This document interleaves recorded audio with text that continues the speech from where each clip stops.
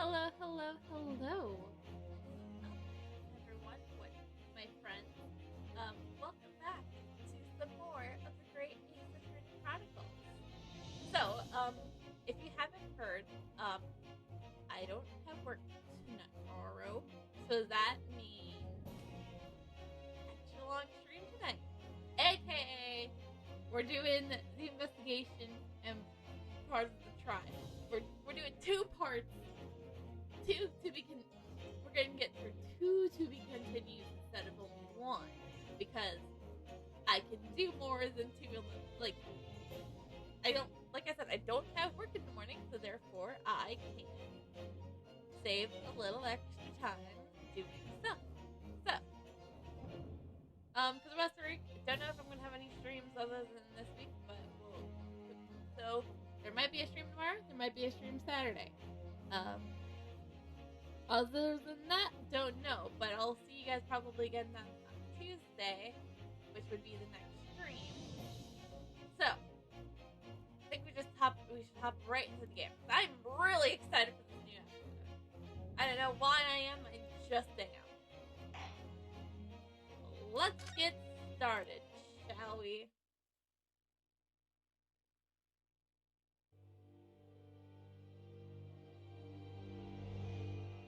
Return of the Great Departed Soul. The grand end of the century Great Exhibition of London. Surely there is not a soul who has failed to hear of it. I haven't heard of it. Wondrous new works of culture and industry from every corner of the globe had converged on Hyde Park, welcoming over 50 million visitors. The last great hurrah of this century. Astonished and delighted people of all nations, and ended on a note of resounding success. But as regards to the terrible catastrophe that occurred during the festivities, very few were aware my friend Mr. Herlock Sholmes had a hand in unraveling the matter. For from the shadows, it was he who earnestly unearthed the facts of the case. And like the centerpiece of the great exhibition, which rose high into the skies of Hyde Park, Sholmes's brilliant deductions, as clear and lofty as the Crystal Tower itself, brought the truth to light. Ah, the Crystal Tower. Jury number 6 wanted to go to that in the Adventures of the Unspoken Story, if you guys remember that. We're here at the showground of the Great Exhibition, which is absolutely packed with people. The weather is unusually fine, and we're about to witness a most extraordinary scientific experiment. Is it a Sholmes invention? Ladies and gentlemen, the 20th century will see steam engines and electrical power dominate the world. And then 21st we'll see even more. Horse-drawn carts will give way to the motor car. Ships will sprout wings and take to the skies. And today, we showcase even more advanced technology. That man, A glimpse I don't know. into the I future. have a thing that wanted to. Wait, also, whoa. A world first. A demonstration of my super high voltage instantaneous kinesis machine. Something's going to go horribly wrong. I feel A it. man will literally be disassembled by a pulse of high voltage electricity and beamed to another location. This is going to go absolutely poorly. Whereupon his body will be reassembled by a series of complex calculations exactly as it was before. This is going to go poorly. That man is going to die. Probably. I feel sorry for the man.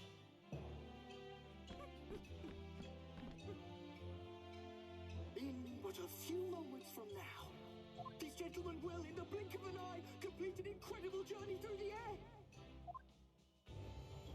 To arrive an instant later on the Crystal Tower behind you! This is going to go poorly. Even if it's success, he's gonna get like stabbed in the back. going to go absolutely poorly. That man is going to die. I don't make the rules.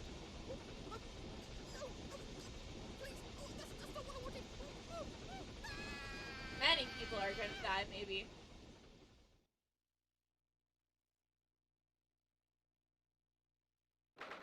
7/22nd October, 6 a.m. Jones the Sweet. Bruno, are you listening? Oh, sorry. What was that, Iris? What's the matter with you? You've been miles away all morning. Did you like what I cooked for breakfast? No, that's not it at all. What were we talking about again? Today's paper! It's full of news about the Great Expedition again. Ah, yes, the Great Expedition. I'd like to go sometime.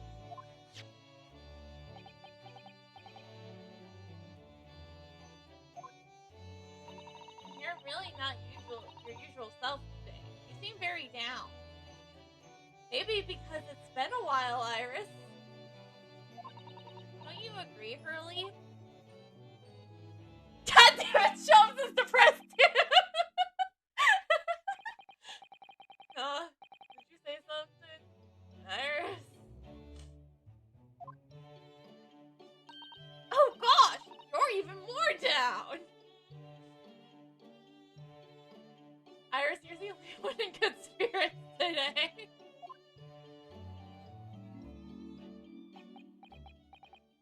Good day to die. Ah! What did you write, Mr. Nanajo?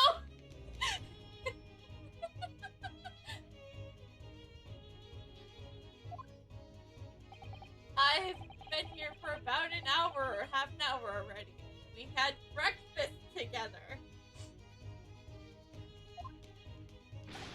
What? Why didn't you mention it before? Because I was right in front of you.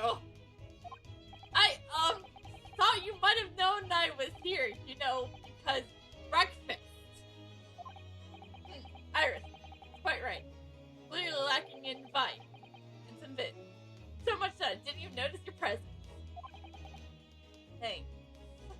Of course, could deduce the reason imperfectly well with some simple observations. What? Are we already getting into a Herlock Shrums the logic and reason spectacular? Let's see. Yes. For example, your thrusted hair this morning. It was all its unruly spikes. That's how it is every day. Clearly it can be deduced therefore that. Let me stop you there, Mrs. Sholmes, because I think I see where this is going. My hair always looks like this. It always has, ever since we first met. Ever has, always will be, always has been. Actually, that is a lie. Some concepts are made it even more spiky than it is. Yeah, that's right. I looked at some concept art that was hidden in the game. Oh, really? How interesting. It just doesn't look like a haircut as such, I suppose. It's kind of Japanese.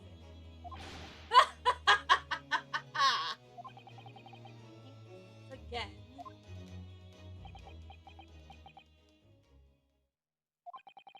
It crossed my mind recently that it's been 6 months now. 6 months? Since I was forbidden to work from working in court. So I've been wondering how much longer I'm going to be there. Oh. Well, that would explain why you seem rather glum. Don't you agree, Hurley?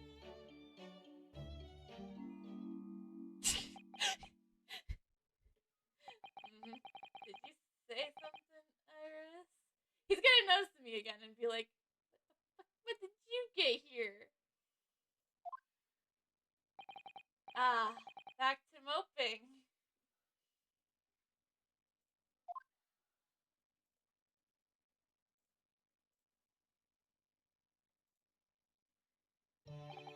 What's the matter with Mr. Sholmes today? He seems even more down in the dumps than me. I know, and that's the Great Expedition has opened. You think you'd be excited. Oh, why don't we all go see it together? I want to, of course I do, but I can't. Not for the time being. Why not? Why not? Why not? Because I'm a great detective after all.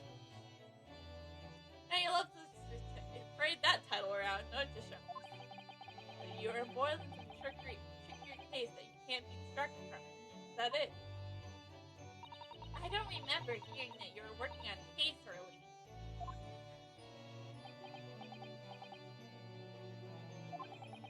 I suppose I should try to find out more what's going on.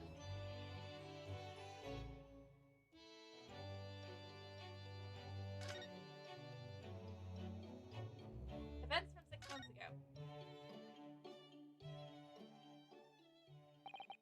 Half a year ago now, I took on the defense of a young girl in trial heard at the Old Bailey. What at first seemed like a simple case of murders that took place at London's pawnbrokery turned out to be one part of such a far more reaching plot that involved the British government. During the course of the trial, it was found that I made an unavoidable yet at the same time unforgivable mistake.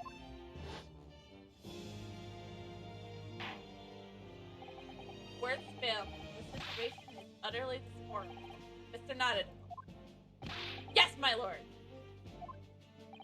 I will decide upon your fate following the conclusion of this trial.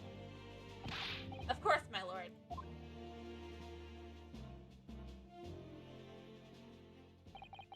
In the end, I had my right to represent people in court revoked. I was told I had to spend my time in research and study, so that's what I've been doing. You have, haven't you, Rono? Reading all those big, fat tomes about British law up in your room, and all the notes about Sholmes' old cases. Brewing Irish specialty blends of tea, fetching my daily bread for me. You have become something of a manservant around here. To start on the silver next, Mr. Nottingham. I'm not your personal servant! I will not be degraded to maid! No. You know what? That would be interesting to see. I am totally not looking up Renosuke in a maid dress. No, what are you talking about? I'm actually not doing it. Well, I'm thinking of going to ask the powers to do that to be reconsidered. Especially Lord Strongheart at British Supreme Court at Whitehall. But Lord Strongheart? Ah, delightful Lord Chief Justice. Not my favorite fellow. I have the feeling he's absolutely gonna murder somebody at some point. I just have that strange sense that Strongheart is indeed going to murder someone. Do you guys... He's not mine either. But he's the man I have to talk to. He's the only one who can grant permission for me to start working in courts again. I came to Britain to become the best lawyer I could. And I can't do that just sitting around here.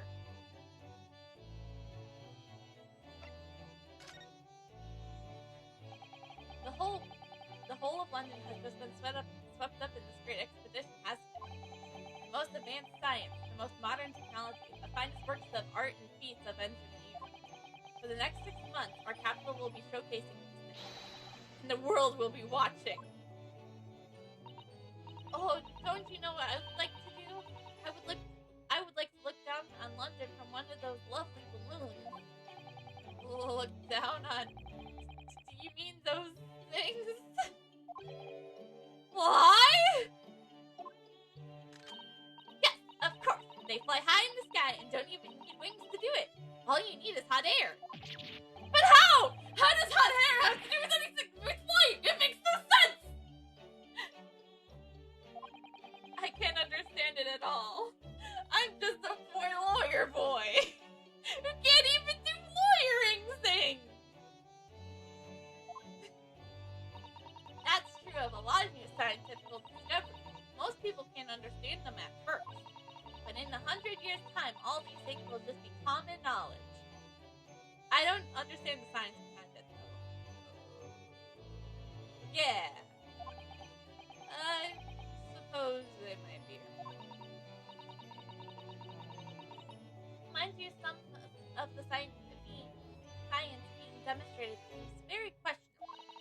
Something went wrong on the open expedition stage yesterday, apparently. There was a huge explosion. Still, I wish I'd seen it, though. I'd love to see how bad some of these scam experiences really are, says the innocent 10-year-old girl. Should have put quotes around innocent there, Renosuke. Should have put...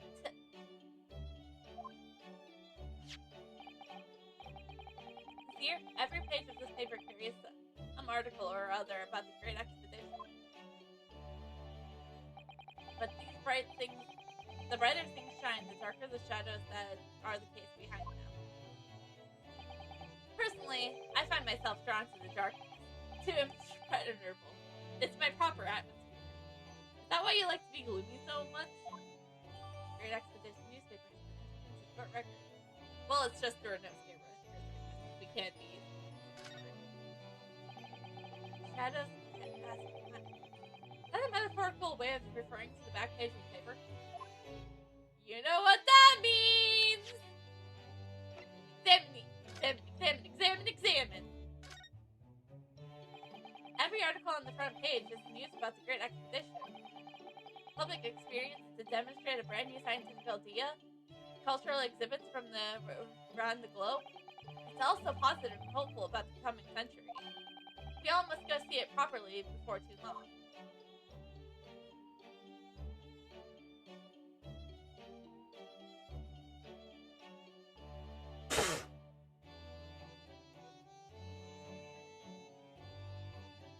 Reaper attacked? No!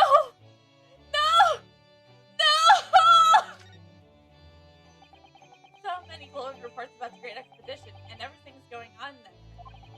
Other than this rather gloomy looking one, that is. Wait, what? What's the matter, Rono? The Reaper attacked? That's Lord Von Sheik! This must be what Mr. Sholmes is talking about. Does he know any more, I wonder?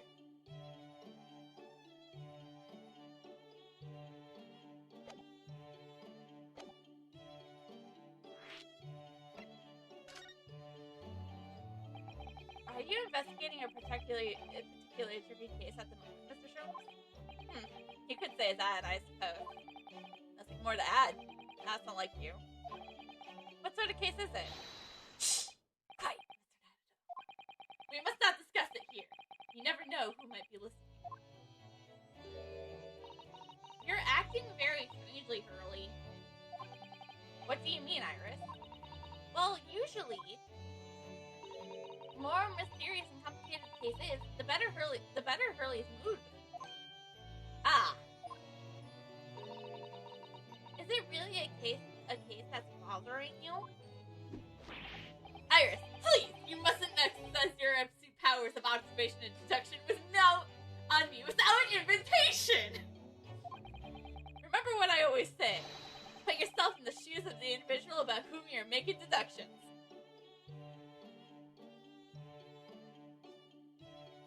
I don't think you do that yourself, Sholmes. You say that, do you? You, Mr. Sholmes. Never mind. Once I have a cup of tea, I must make my way at once to the crime scene.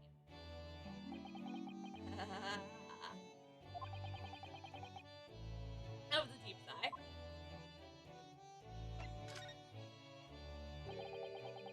It says here in the paper that Lord Von Sheik was attacked. That's terrible. You know the legend of the Reaper of the Bailey, of course, don't you? Only too well, in fact. Yes, Prosecutor Barack Von Sheik.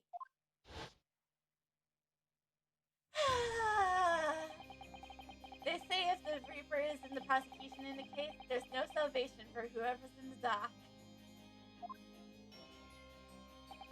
Even if the defendant is found not guilty.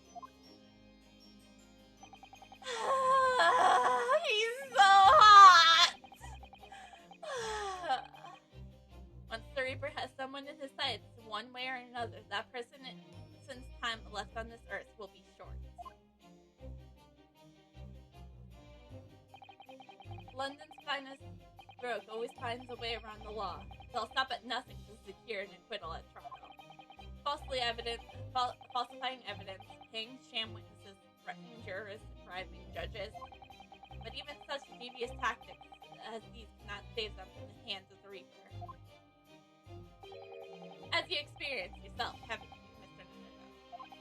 Yes. I've seen the Reaper's rehabilitation at work. Many of these criminals, rogues, are reckless and quite unafraid to die. If a leader among their finacity is seen to have been taken by the Reaper, retaliation like this doesn't hurt. Really, the capital is a never-ending supply of such scoundrels.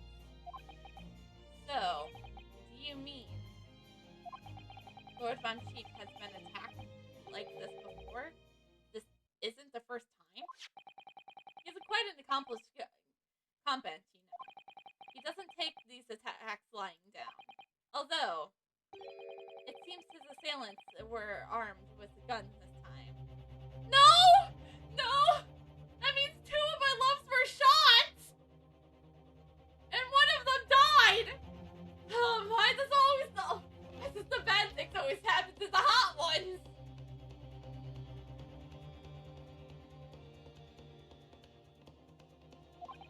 Oh my goodness. Is he alright then? Is Lord Von Cheek hurt? My dear fellow, how on earth would I know? Well, in this article here it says, as to what Lord Von Cheek and his composition, all will be revealed in tomorrow's morning's edition. Ah, see. Well, we shall have to be patient. No! I can't wait till tomorrow! In that case, you shall have to inquire with somebody in the know. But who? Lord Strongheart, perhaps.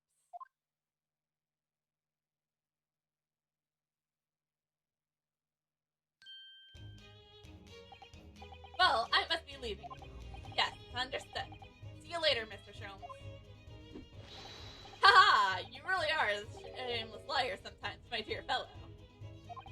What? You seek to put me off my guard and follow me, don't you? Well, you'll be wasting your time. So, the thought hasn't crossed my mind, but I'm wondering where you're going. Well then, see you later, indeed. Listen to him. He's still laughing on his way out the door. What's that outfit, Iris? Alright then, Reynolds, let's get going! Oh, Iris, what are you wearing? I changed to go to the Great Expedition. You're going to take me. What? But I was just about to go to the Supreme Court. Oh, well that sounds fun too. You're going to take me there then. Alright, fine. Just lower that weapon, would you? Of course! And after the Supreme Court, then we'll go to the Great Expedition.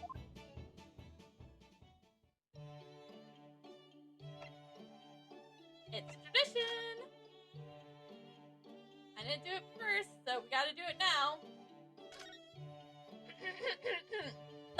Okay, so last time we started with Iris's side, but this time we're gonna start with Sholmes' side.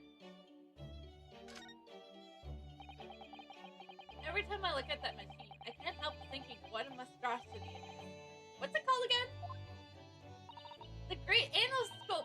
It can analyze absolutely anything, you know? It does seem incredible. And at the same time, incredibly useless. Ah, but it looks impressive, doesn't it? That makes it very useful. How does that make it useful? Because it means you can pawn it for lots of money. The pawnbrokers always make an ideal marks like, what an incredible looking machine. Haha. So Hurley often takes it to the pawn shop when he's a little short. Sounds like this thing pulls off pulls its weight around here more than I realized, having its weight being pulled around.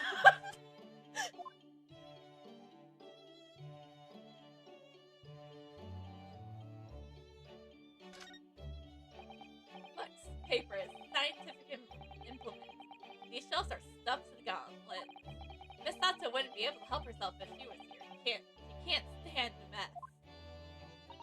Susie might not be able to stand mess, but she wouldn't dare touch the shelf. Oh, why not? Everything is in incredible balance. Hurley spends ages on it. Plus, it was Strome's doing. If you were to touch even one thing, the whole lot would come tumbling down. Haha. Susie noticed it was a very delicate arrangement right from the outset. You make it sound like a meeting of great minds. But the truth is, Mr. Sholmes just needs to tidy up. Says the guy whose desk is probably very messy right now.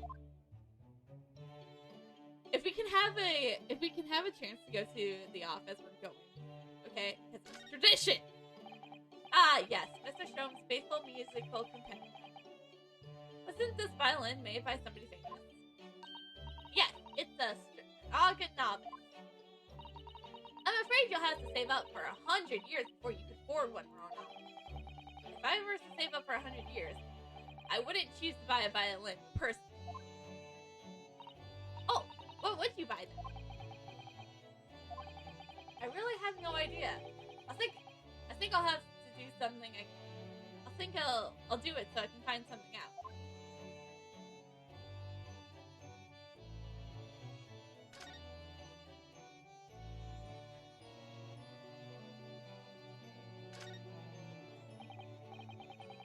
Ah, yes, the huge metal case with the lace cloth on it, being used as a table for tea and coffee. It's very sturdy, that's for sure, and firmly locked shut. The chest contains my father's detailed records of Hurley's many cases. Yes, so I've been led to believe, though personally I have never actually seen inside. And that's the way it will stay. Those papers are a secret between Daddy and me. If you're going to open it uninvited, you might find yourself being bitten. What? Is there a beast inside there or something?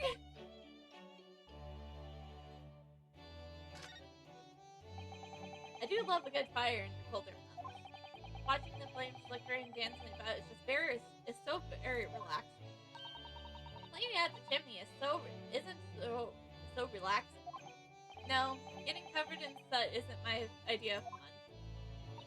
You know, Hurley decided he was going to clean it out himself last year. But you can guess what happened, can't you? He got himself stuck inside the flue. He's a very slim man, I admit, but there are limits to where a fully grown man fits. Now, every time he dozes off by the fire, he has nightmares about it.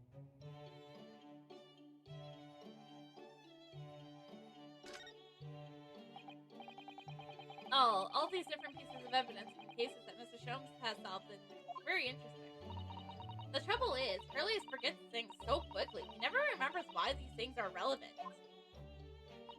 The other day, for example, he saw the orange pippins that was there and decided to plant them in the garden.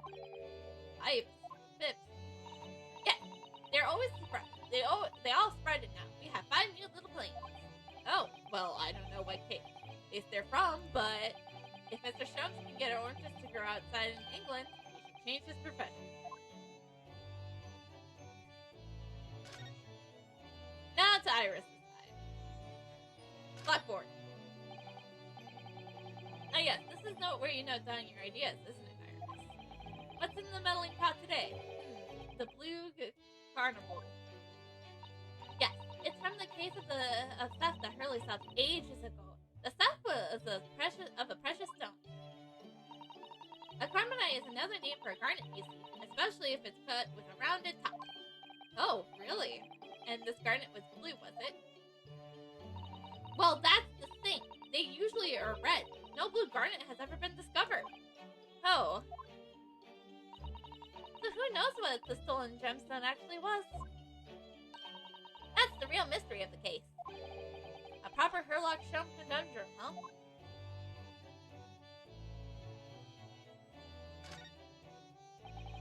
I look forward to finding out what aromas your tea will have, Iris, every single day. Ah, well, I infuse a different concoction of herbs from the garden every time, so it'll never be the same twice. And you call it a concoction, it sounds more like a science experience than something for tea time. Oh yes, that's because different blends can have very different properties. Some calm you down, some make you feel jolly, some give you energy. Today's particular blend is something quite special. You're really in for a treat. That sounds ominous.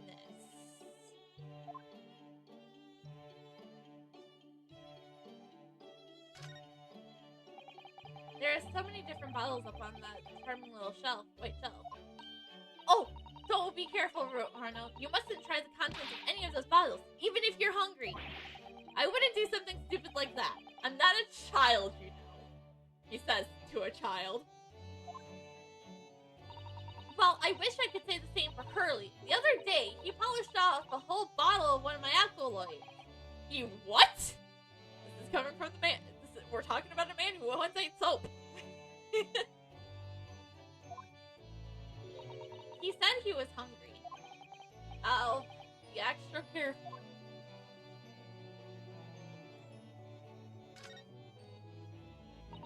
I can't type with my eyes shut, you know? I can't believe it. When a deadline's approaching, you sound like a Gatling gun.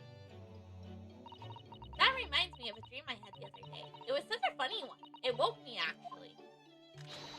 I was typing for a whole hour in the pitch black, but I didn't make a single mistake. That's incredible.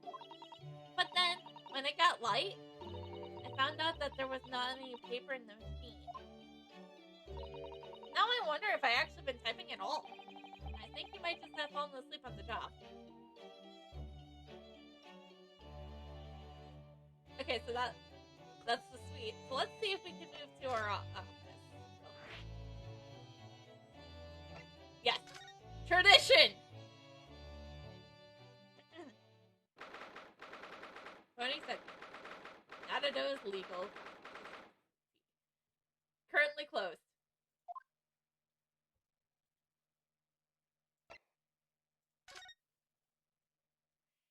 I might regret this, but...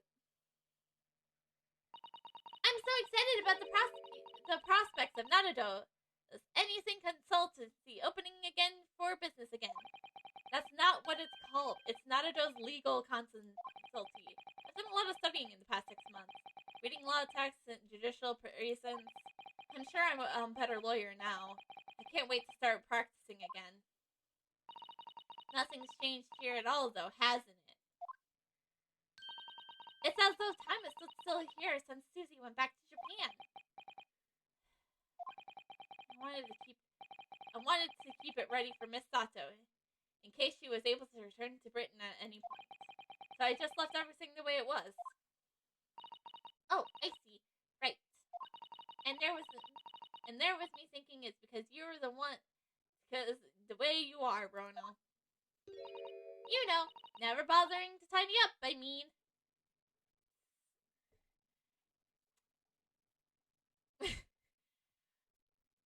I swear, Renosuke and Shom share a brain cell. Iris, this isn't the time or place to bring up my tidiness, or lack of it. Alright, time to examine the reason I came up here anyways. First things first, the shovel. The office spade.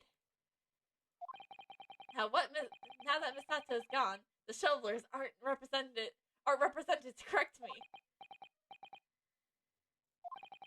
Maybe I'll have to do it myself. That's not a spade, Mr. Natado. It's a shovel. Ah, so you're a spader, are you, Bruno? What, you want to battle it out? Alright, I'm not going to argue with a native English speaker who has some kind of gun. That is my favorite spade one so far! I'm so glad I came up to examine the spade! Miss Sato's tea set that she left here with me. I still think green tea is just too bitter, though. Thank goodness for sugar and milk. Mr. Shom certainly wasn't expecting the arse's taste of that one time. Never heard anyone let out a scream like that before, or seen anyone fall down the stairs quite like that either. It always brings a smile to my lips when I'm feeling a bit down. Oh, well, do you know what it reminds me of? The day I gave you some black coffee when you weren't expecting it. You fell all the way down the stairs as well, didn't you, Rono? I swear!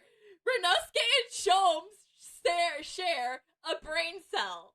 You cannot convince me otherwise of that.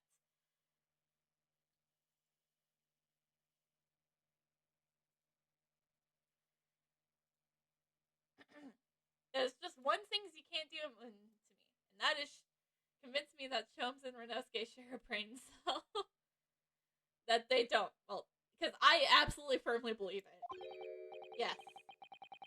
Do you think we could try to forget that, please, Iris? It doesn't bring me a smile to my lips at all.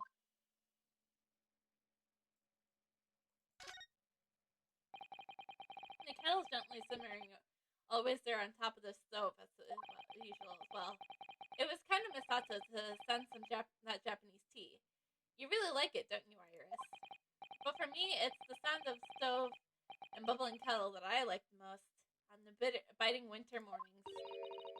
And it feels even cozier when you're here in the delightful Iris' pours the tea for me. I really couldn't manage without that wonderful young girl. Oh, Rono! It's so sweet of you to say so! He was thinking it. Let's face it, Renosuke was thinking it. Stop putting words in my mouth, please, Iris. Even though they're fucking true, Renosuke.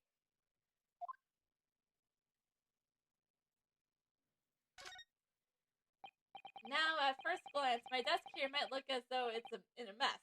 However, it's not in a mess it's not in a mess at all. Everything's exactly where I want it to be.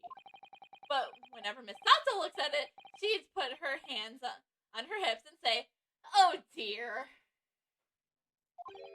Her way of saying that I should make it more of an orderly and neat mess. I miss that. You sound just like Curly, you know. He says the same about his mess. It's the kind of logic that transcends international borders, obviously. And the fact that you two absolutely share a brain cell.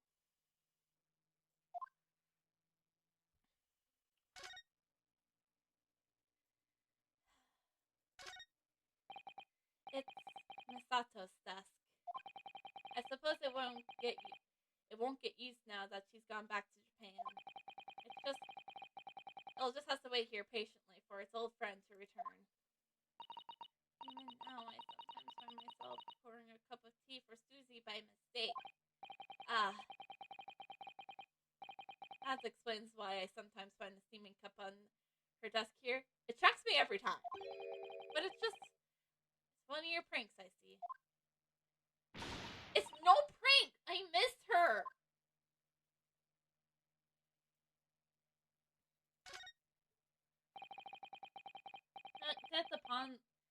Look at the ponds and enormous, gently swaying around in the tank. Regular cleaning, some food, and fresh seawater is all they need. And some conversation, of course. It seems like a lot of effort at first, but it was worth it. I'm starting to be able to tell that's what they're saying. I'm starting to be able to tell what they are thinking. Funny to think that so many people in London had aquariums like this at once. When they were in the vogue. You never expect to see CM nominees in the middle of the capital. I think I'll have to name them soon. Oh no! Rono's disappeared! What? I expected he's been eaten by Hurley. I think I prefer if you use your imagination. I prefer it if you use your imagination more when naming the sea life.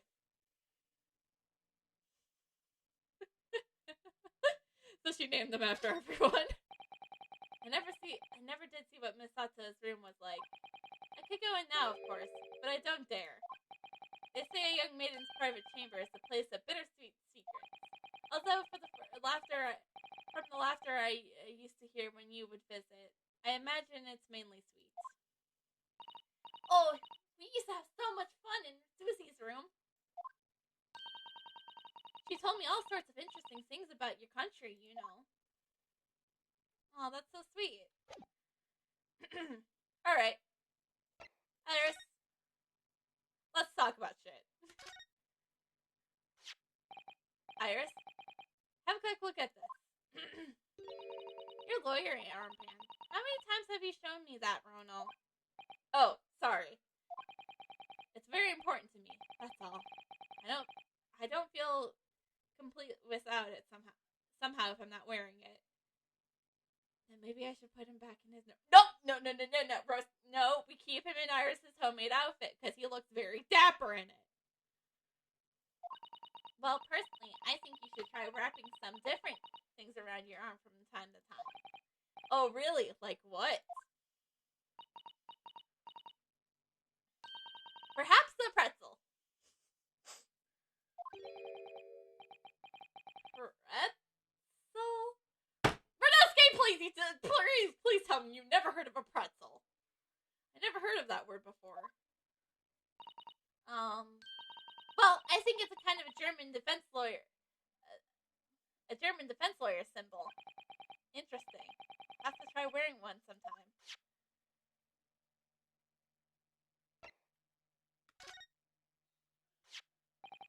Iris, about this paper.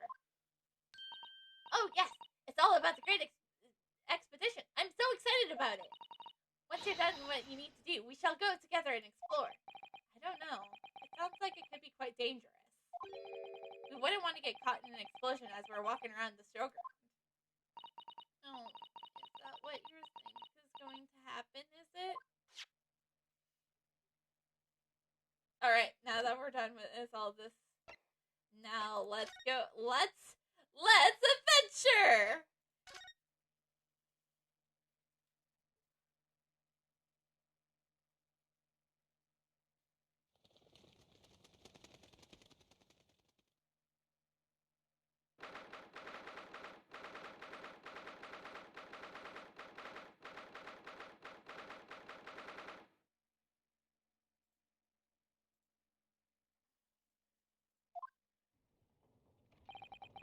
It's been about 6 months now since I was last here, but some things never change.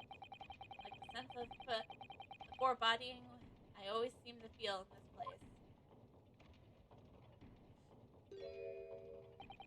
It doesn't seem to be bothering Iris at all, though. She's happily reading over there. Oh, I love this place! I always find so many interesting books here. Of course, I was forgetting that you've been here before. The time we came here 6 months ago. When Sato-san was given the news that she was to return to Japan. Ah, I understand you wish to speak with me. Yeah, this is the face of a man who's going to murder somebody. Oh, look, Lord Strongheart! I trust you've been keeping well? Let's see. Since you arrived and requested an audience, it's been 4 hours, 32 minutes, and 26 seconds. I kept you waiting a while. My apologies. Oh no, not at all. I like nothing more than standing around, staring into space. That's all I do nowadays. Good to know. Good to know that doesn't appear to bother him at all.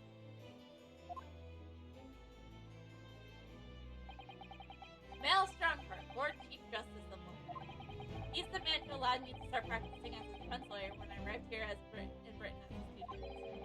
You need only to savor the air for a moment in the Grand Office to understand his preeminent status. And the face of somebody who's absolutely gonna murder somebody. As you will be aware, the Great Expedition of London is now underway at last. We're extremely busy as a result, policing the grounds, guarding the news and technology, dealing with petty crime. And furthermore, as the next month, we shall open the International Forensic Science Center. Oh, I've not heard about that. Investigating authorities from 40 countries around the globe will be taking part, including from your own land. Does that mean Hatsukina's gonna be here? I love Hatsukina.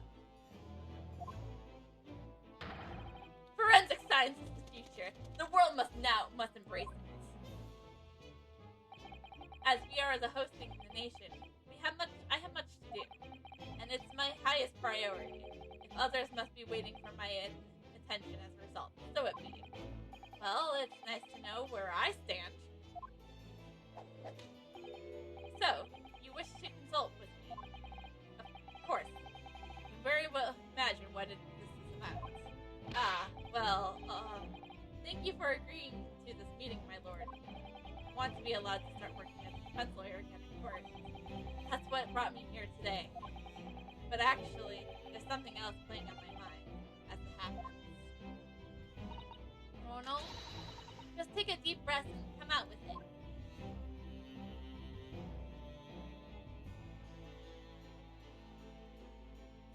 Sorry to waste your time, my lord. But we need to I like to examine things. It's been a while since we examined your office.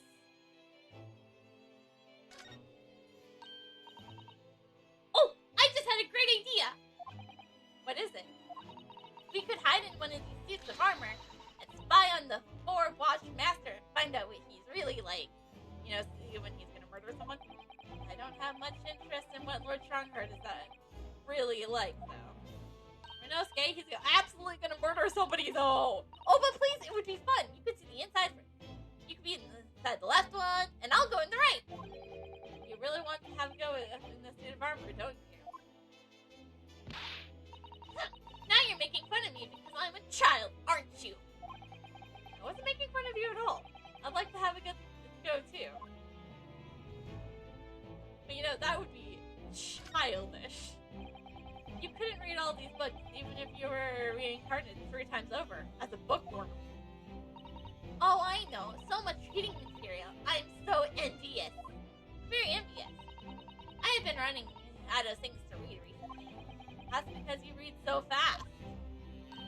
Perhaps a little by little, I could swap some of the books here with some of mine from home. I don't see why not. No one would notice, or at least I wouldn't, even if I was reincarnated 3 times over as a librarian.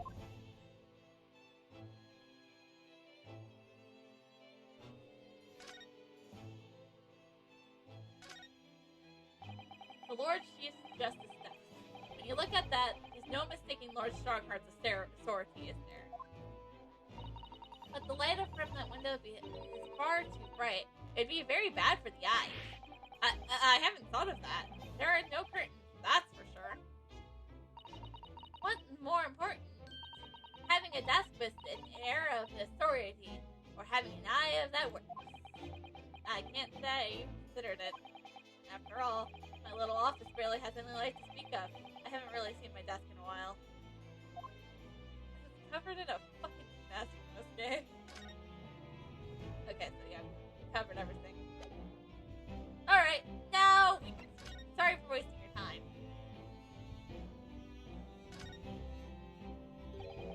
I actually came here today to ask for your permission. Go on. 6 months ago, my right to work in court as a lawyer was revoked, and I was told to spend my time studying. Obviously, I'm very sorry for what happened, but the thing is, it made me understand what it really means to defend somebody under the rules of a foreign justice system.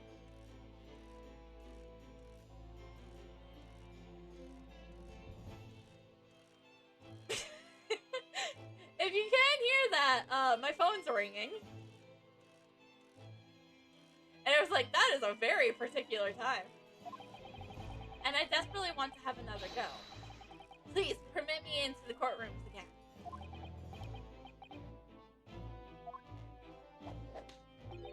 Mr. Naruto. Yes? Here it comes. I'm sure you haven't forgotten your position here, haven't you? Had you?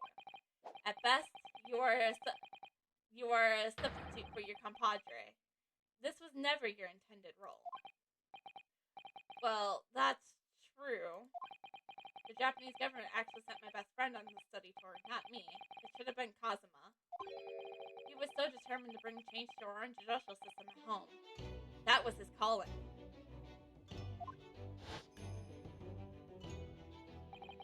If that tragic accident hadn't happened, I wouldn't be here in this office right now. Mr. Gaudi was my best friend, you see. That's why I can't leave it unfinished. I have to fulfill his calling. His calling, you say. Has it ever never occurred to you that perhaps you know nothing of his true calling? Sorry? The mission was with which that young law student was charged. What do you suppose it really was? What do you mean? Mission? It's not making any sense.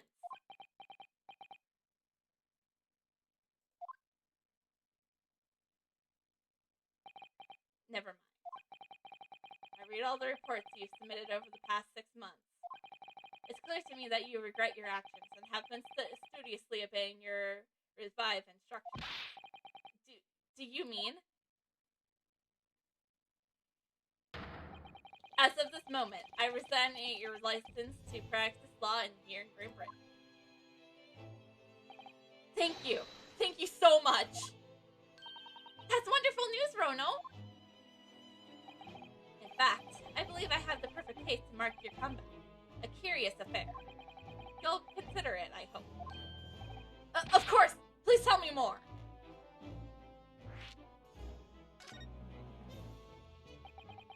You described it as a curious affair? Yes, that's right. I believe it was reported in the press. Are you aware that there's a serious accident? You're aware that there was a serious accident at the Great Expedition yesterday? Oh, no. Yes, I read about it! A professor from Germany tried to carry out a crazy experiment. Let me see. How was it described? A super high voltage substance kinesis, I think. As in moving things with a click of a finger? That's right. It's just what my herbal blend needs. A dash of devil-may-care. Whatever the serious accident exactly was, it's clearly captured Iris's imagination. It was an unfortunate business. A large explosion engulfed the public experiment stage and a man lost his life. A certain Adi Asman, an investor and a well-known figure in society. A large explosion. A man died? The man responsible for the experiment was Professor Albert Heidelberg. He was detained immediately after the incident and was due to appear in court tomorrow. On the charge of murder. What? Murder? If you intend to take his defense, you should hurry to meet with him at the prison. There is a very little time for you to carry out any kind of investigation. Great expedition. Scientific experiment go wrong. And murder? I fell out of my depth. I fell out of my depths before I even started. Still. We should go to the prison straight away then and try to meet with this German professor. Don't you think? Definitely. Yes. One more thing about the case. There is a connection with our mutual acquaintance, the Reaper. Oh, with Lord Von Sheep. How?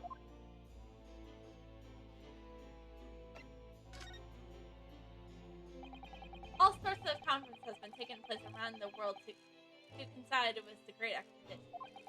And next month, the largest and most important of them will take place at last. The International Forensic Science. It does seem, though, criminal investigation needs to embrace scientific methods, doesn't it? Exactly. Ah!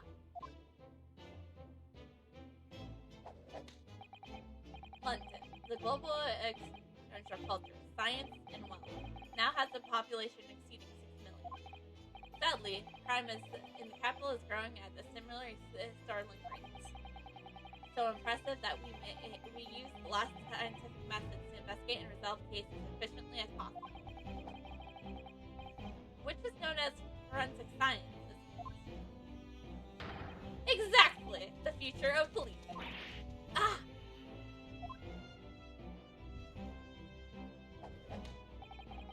Regrettably, however, Britain is currently dragging its feet when it comes to adoption forensics methods. Oh dear, that's alarming. Exactly! It's extremely alarming. Ah!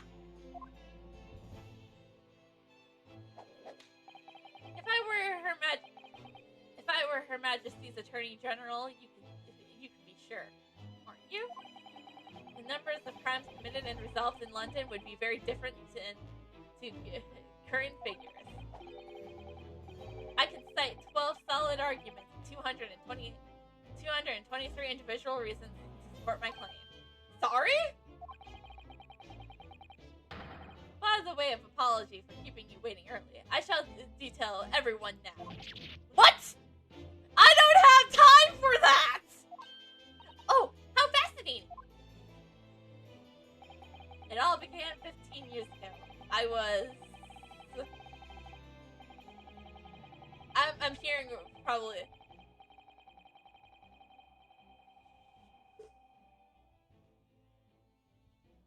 Renosuke probably fell asleep. Is that what it is?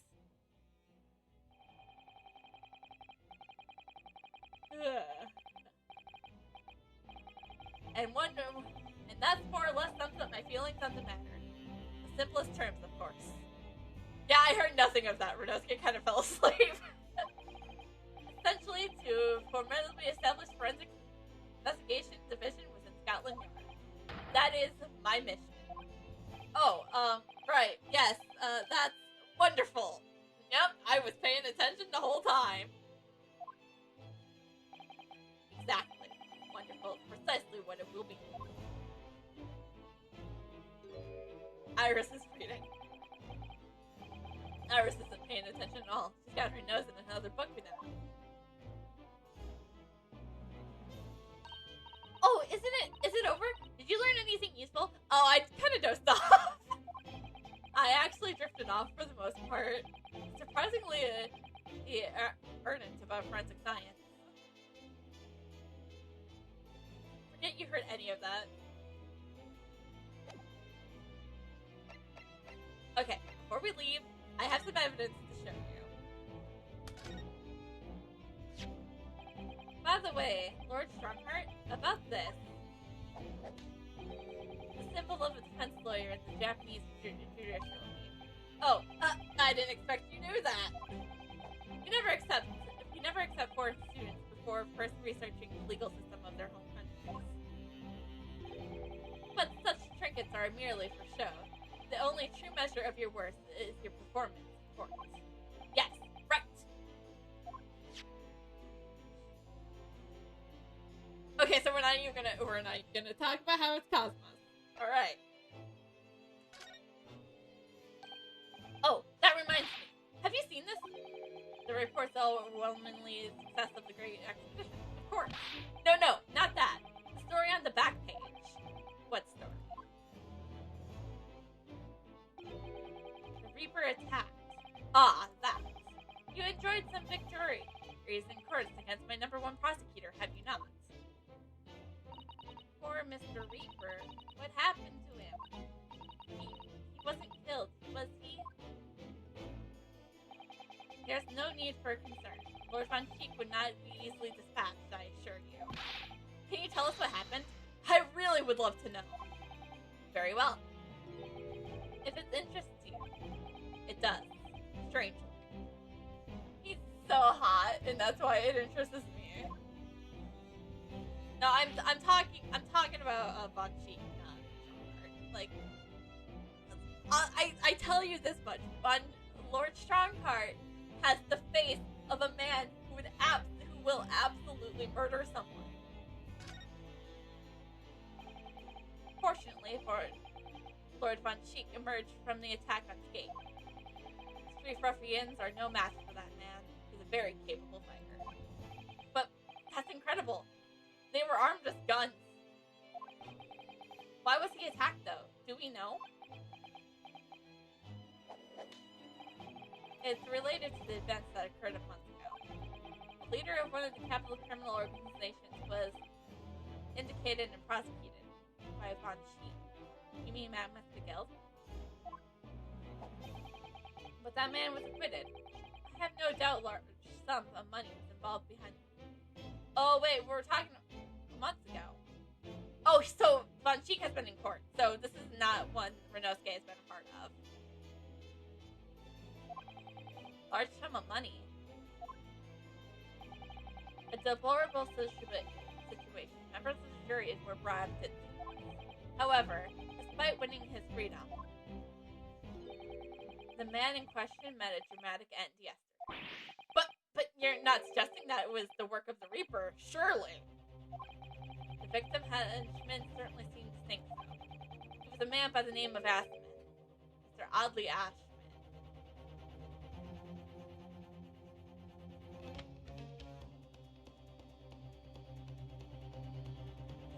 That was the man who died yesterday. Did you say Asmund? That's the man who died in the big explosion at the Great Expedition! Yes, known publicly as an investor, but in reality, the head of significant criminal organization. Unbelievable. I wonder, could I ask you something, Lord Strongheart? Try me. Why did you use Lord Von Cheek as prosecutor? All the criminals who managed to get off in court then meet a mysterious end outside the courtroom. And fearful of that fate, they seek to strike Lord Von Cheek first. You know there's no evidence that he actually is the Reaper in that sense, but still, something's clearly going on here. I have Von Cheek work for the prosecution service for 2 reasons. Firstly, the man is the best prosecutor in the capital, bar none. And secondly, any death of a criminal that has occurred outside the courtroom following his trials are nothing to do with him. That doesn't make any sense. How can you explain the way that so many have died if not by someone's hand? Von Cheek may have earned himself a moniker of the Reaper, but he's no killer. So he will continue to prosecute on behalf of the crown. Unless he wishes otherwise, of course.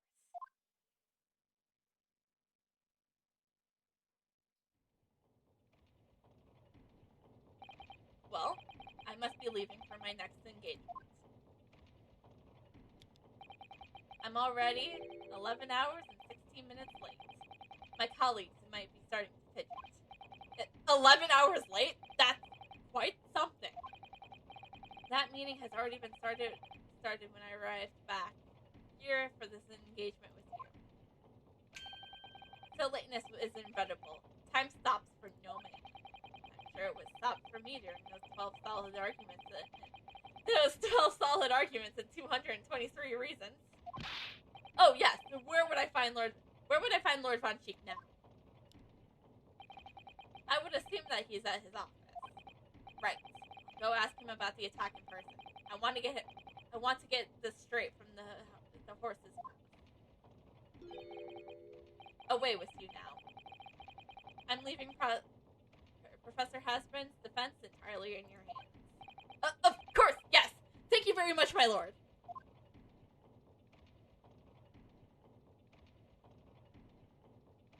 Oh, so we could have done it after he left too. Oh, okay, whatever. Okay. Let's go to the prison and talk with our client first. October 2nd, local prison, cell 11. The warden said cell 11. That's this one. Oh, there's somebody curled up in a ball in the back corner. Look! What's his name again? Professor Albert Hybrid, was it? Excuse me, Professor Hireman?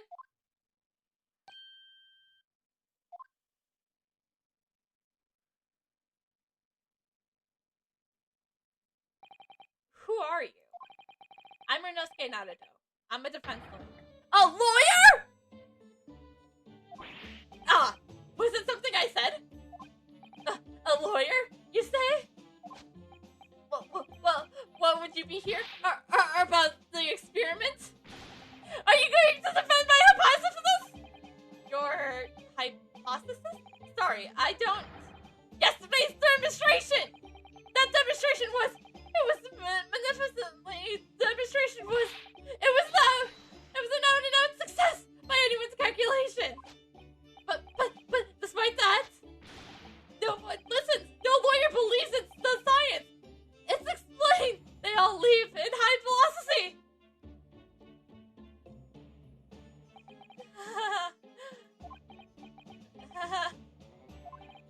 Now, probably not a good time to mention that your skill made your concentration leave for a while, too.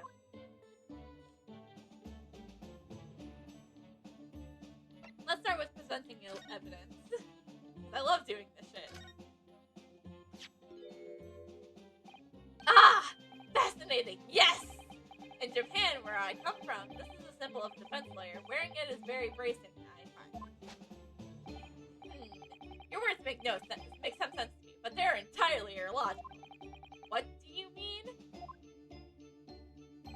Well, for example, I find this white laboratory coat that I wear for my work very bracing too. However, in my case, there's perfectly logical reason for that feeling! Oh, really? What is it? I purchased the wrong size by mistake. This one's too small for me. Sleeves, especially, are extremely bracing. I can barely move my wrist. That's what you're calling logical, is it? Of course! It's entirely logical! That's science, Mr. Naruto!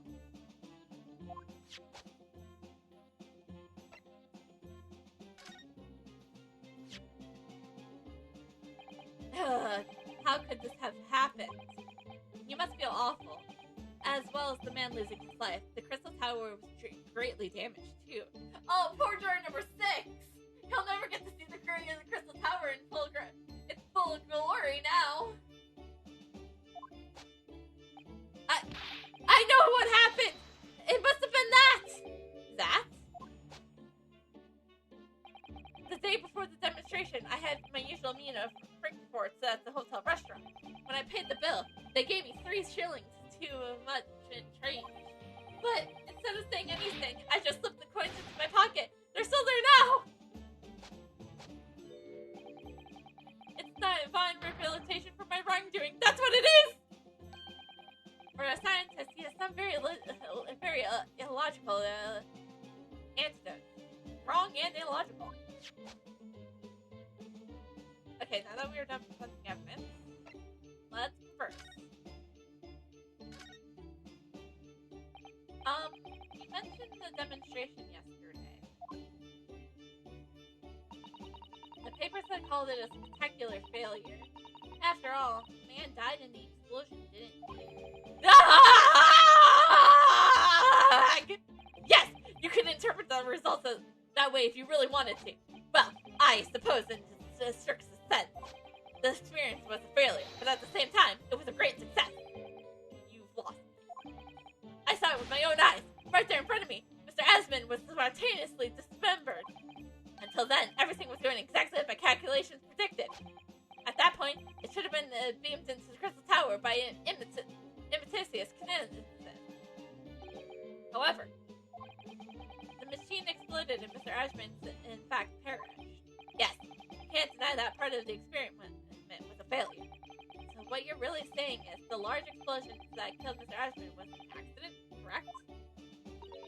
But the bigwig said he'd be arrested on the suspicion of murder. I was responsible for a man's death. That's the inimitable truth here. And for that, I wish to be punished. At once! But... Murder? Never in a million years! Hell, it was an accident! Simply an accident! Murder is murder, no matter even if it was an accident. I see.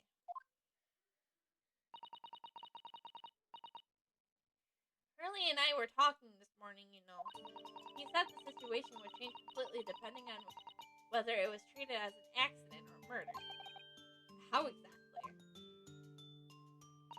Well, if there was really an accident, then the professor's machine would have been kept in protective custody. On what ground? Ah, yes. It's newly established that here in Britain, the Special Disposition of Scientific and Equipment Act. That one passed by me. But if the case is treated as murder, then they say that my machine was the murder weapon. They'll be able to pour over that machine as much as they like. If they examine it in detail, they'll find out how it's made. Then they'll be able to copy my idea. My precious hypothesis will be stolen. That machine must be protected at all costs. That's why it's indefensible the whole incident is shown to be and have an accident in tomorrow's trial. Ah, I see now.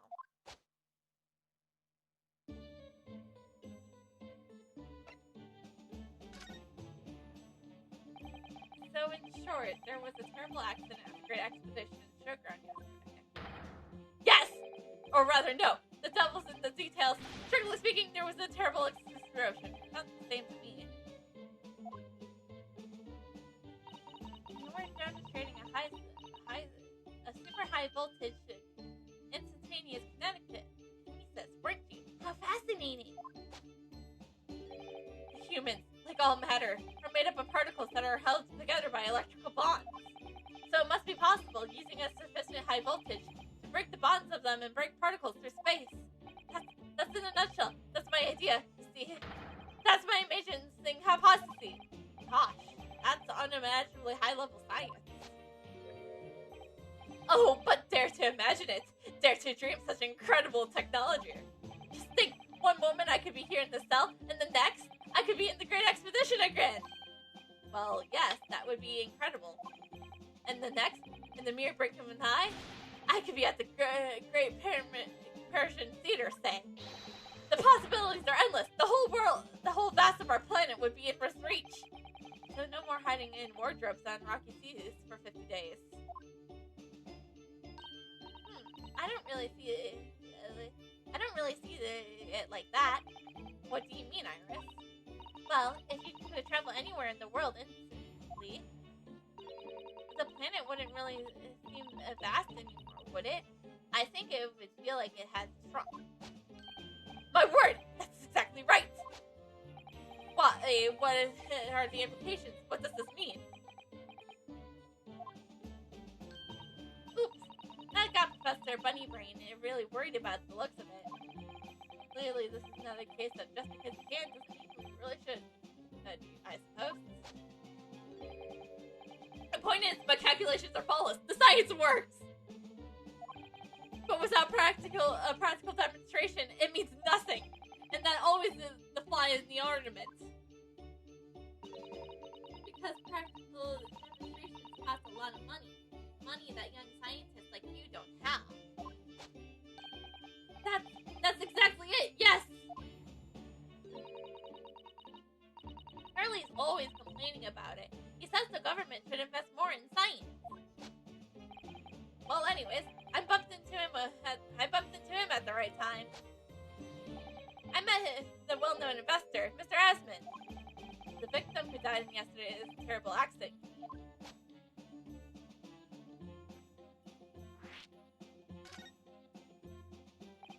The full name of the man who died yesterday in the accident was Mr. Adi Asman, wasn't it? What exactly was your relationship with the man? He first visited me in my laboratory in Germany a year ago now. He said he wanted to invest in my incalculate hypothesis. I think my lucky stars. I see. So you haven't really known each other until then. Money for scientific research. I'm so envious! As far as I was cornered, the man was an angel. Oh, really? An archangel, even. He was prepared to fund a practical demonstration for my hypothesis for the presentation at the Great Expedition. And if that went well, I could expect additional finance for the support of my research and for the British government. money and an exponential engineer. He produced the machine for my precisely to my precise specifications. But then your dreams were blown to dust in one enormous explosion. As you can see, I owed everything to Mr. Ashton. So that means you would have no murder. You would have no intent to murder him. I would never have ever thought to take the man's life. Well, he seems to be genuine enough. I don't think he's lying.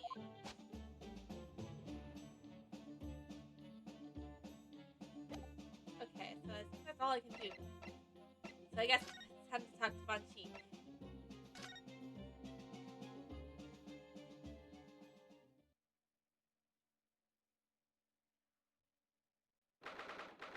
Yep. Seems like the office of him. His office. Woo! This is the legendary's Reaper's office. Yes, it appears so. Brr, it sends a chill down your spine, doesn't it? What an amazingly deathly atmosphere. Oh, is that it? The hooded figure was so still, I haven't noticed his or her presence. I wonder who it is. What are you doing here? Ah!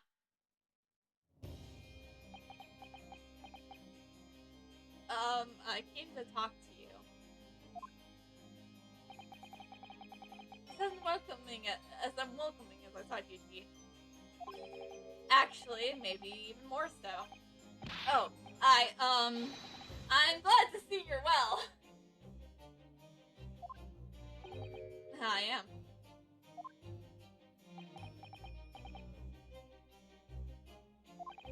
So, is that person over by the wall being punished for something or other?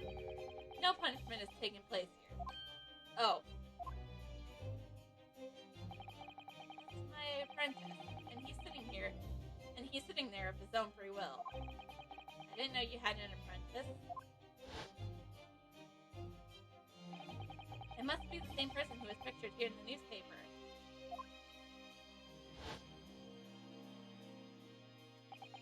He's very able and competent.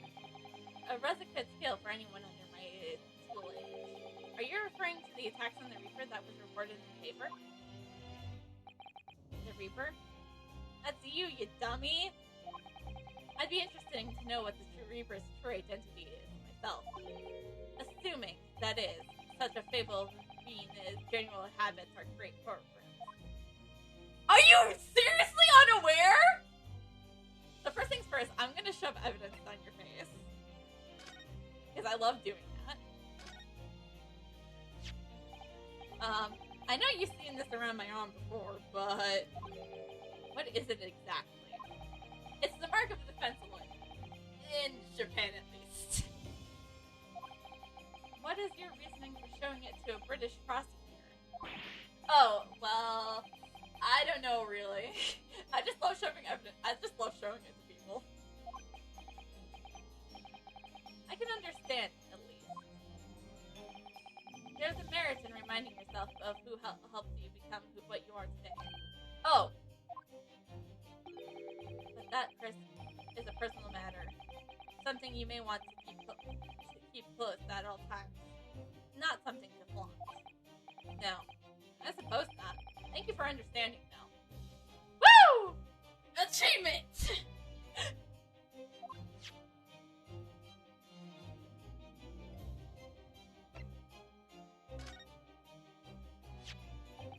Lord Von Cheek, about this article in this paper. Ah, yes. It seems there was a reporter nearby when that little skirmish took place. I had no idea I'd been photographed. It was so careless of me.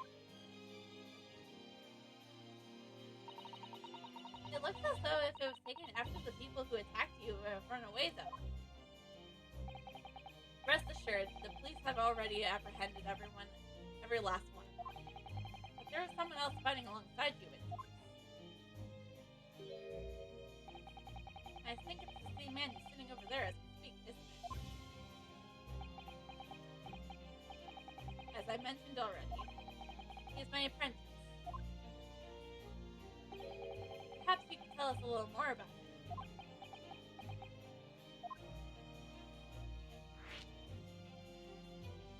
Alright, now that we've shown evidence. Lord Strongheart said that the assault last night was some sort of revenge attack. And true, carried out by the henchmen of Adi Osman's criminal organization. The investigation meant their arrests were at presumably hoped to kill me before that happened. Adi Osman, he always masqueraded as one of London's most powerful financiers, a global investor. But his enormous wealth came to him by underhanding me via his criminal activities. And he used that money to buy himself a verdict of not guilty when he was found himself in court, didn't he? Being prosecuted by you, Mr. Reaper.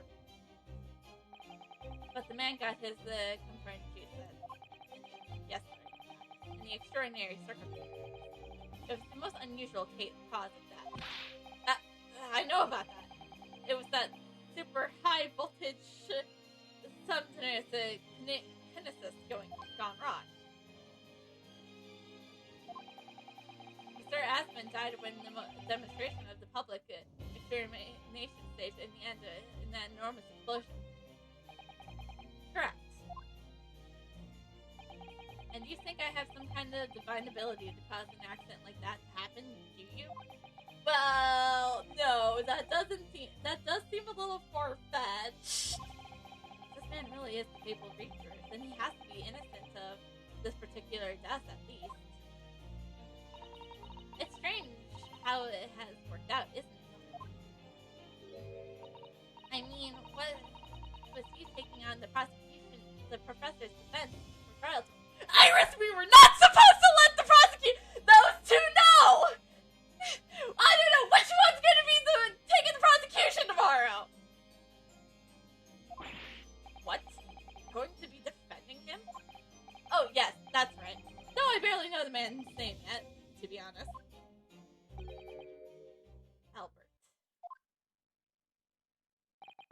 Albert Hairbrain. That's right. Do you know him by any chance? Of course. He's a comporty of mine. We were at university together. What?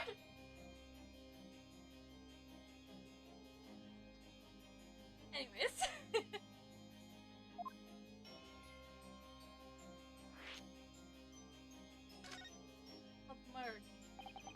I understood that Professor Hairbrain was from Germany, though. Hairbrain's from a respectable British family. After graduating from University of London, he moved to Germany to carry out his research. That's all. So you were students together. I was in the facility of law, of course, and he in science. So our paths really crossed. But curiously, we got along. So I have not met him since my university days.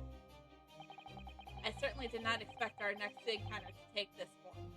And with you, of all people, representing me. Ugh. If only I make it out of this office alive. He actually has been charged with murder. Yes, I know. Because the prosecution will be handled by me.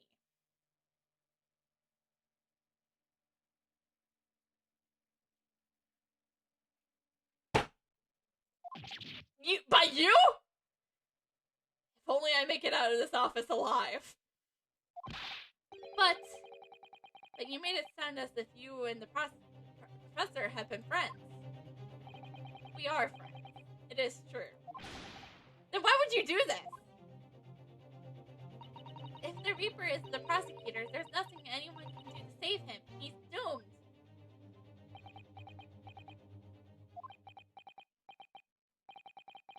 Where's my cheek sinking?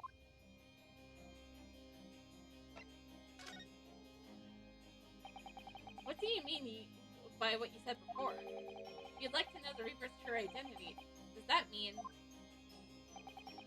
I'm a crown prosecutor and an immortal an immortal like any other? I am no demigod. But they all died, haven't they? The people you prosecuted, I mean. Whether or not the trial ended in a conviction or an acquittal. Those I prosecute are the vilest wretches of our society. People without question deserve to be found guilty. The world's a better place without them. But that's not true of Mr. Natsun, for example. He wasn't a vile wretch at all. Nor was Ginny. In fact, she's ever so hardworking now. I will agree with Mr. McGill, though. He was an absolute wretch to society. I can't deny that since I encountered you. Things have been taken a turn, but the point is this. If any of those vile wretches of escaped justice subsequently died in mysterious circumstances, it was at the hand of their own kind, not my word. Lord Strongheart said the same. He believes you're not involved in any way. But you were attacked by those ruffians because they believed it's true. The fact is, since people started to call me the Reaper of the Bailey, the number of serious crimes in the capital have dropped significantly. Oh. It would appear that even the most hardened criminals can be made fearful for their lives. Do you mean to say... I mean to say that if my prism serves as a useful purpose, I adopt it gladly and with honor. But that's putting you in danger. You could be killed. That is my fate. And let God decide. Where's my sheep?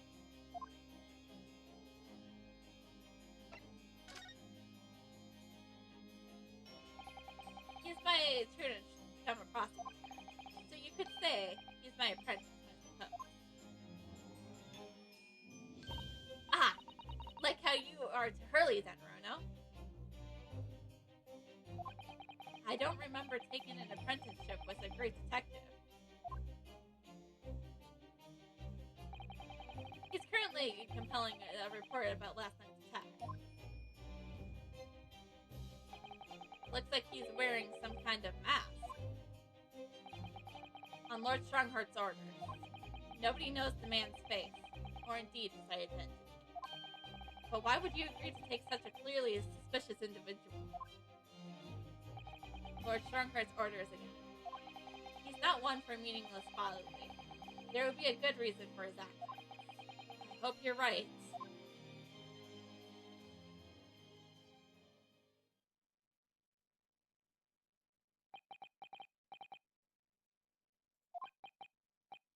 Ah!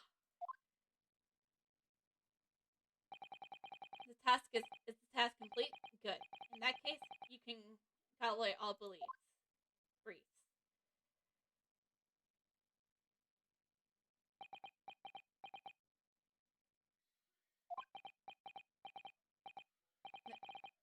Nice to meet you.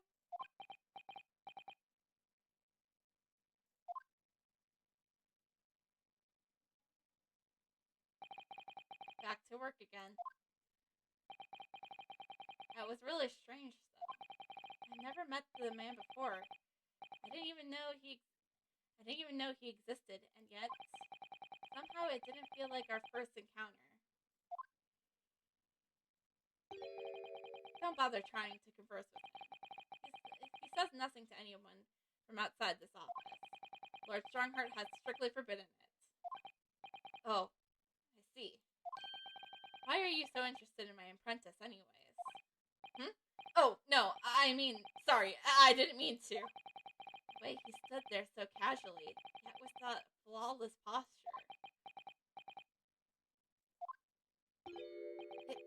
It couldn't be.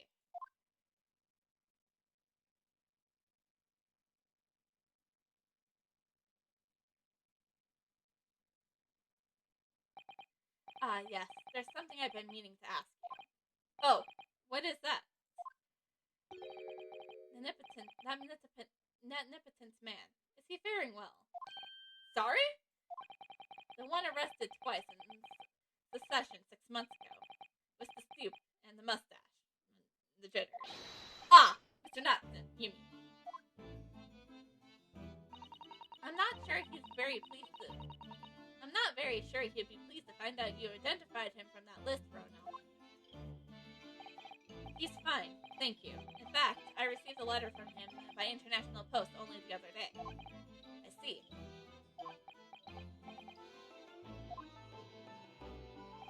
Well, I think we can end our discussion there, don't you? There's still a little time before tomorrow's trial. I advise you to spend it investigating the case. Yes, thank you for the advice. And for the conversation. I can't believe he's asking after Sasuke-san. After a Nipotine! Not sure whether to feel happy about that or worried.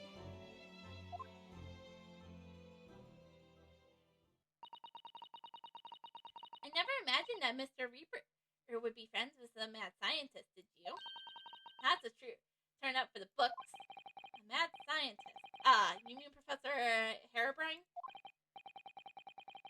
Yes, it might be worth puzzling the professor about this relationship with Lord Von Cheek, I hope you don't mind, but I'm going to examine your office.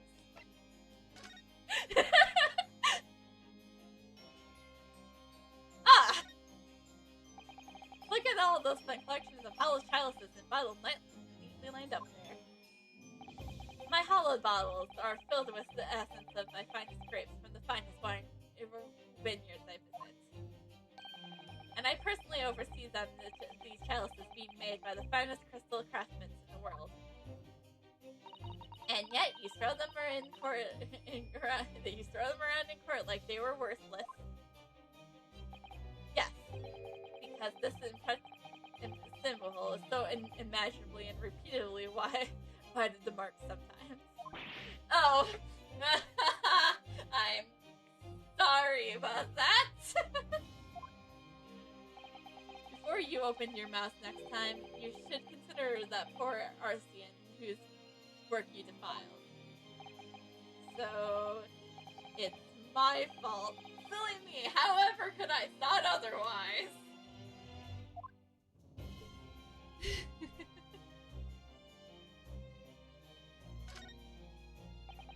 Lord Von Cheek's death.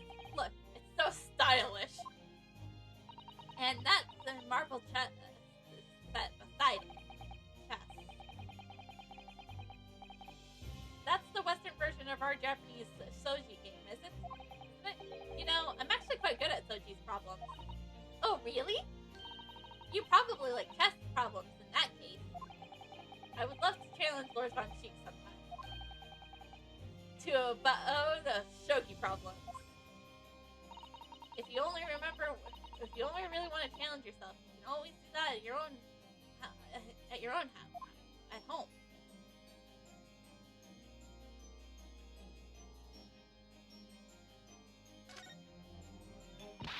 Oh, look! It's the scale model of the Great Expedition Showground. That's amazing. I wonder why it's here. Perhaps he made it to make his mind off the sadness of being too busy to attend in person. Or perhaps he's too embarrassed to clear you up for a ticket.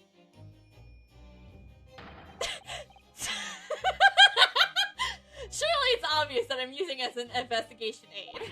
Ah! Yeah, sorry that we so mistaken to be. You Nipotins have no business painting others as overly reserved. I really didn't think you overheard that.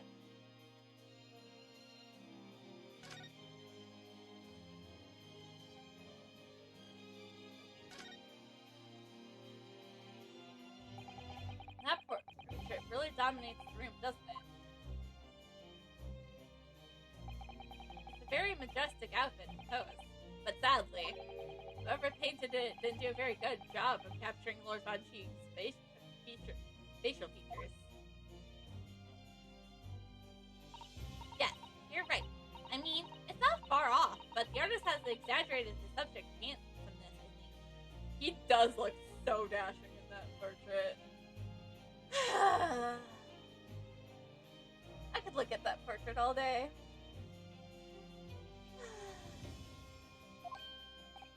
That reminds me.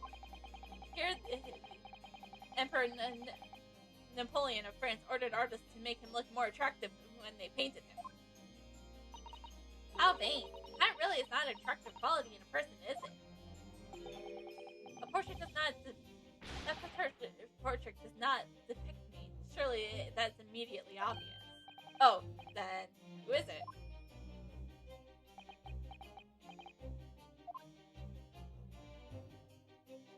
Okay, no answers.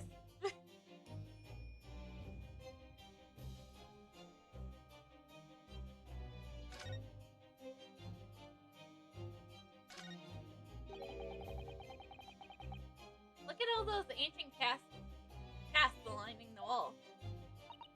Cast in the Reaper's chambers. Or are they caskets? You don't think all those people who escape convictions in court are lying deep in the dead, do you? What ridiculous notions are you going through your head, man? This is my collection of fine vintages. Oh, yeah, of course. Thank you for clearing that up. Rono and I were just amusing to ourselves. So not mind us, Mr. Reaper. I wouldn't. If you haven't invited yourself into my office and talk nonsense with my ears blocked. That's true, we didn't really...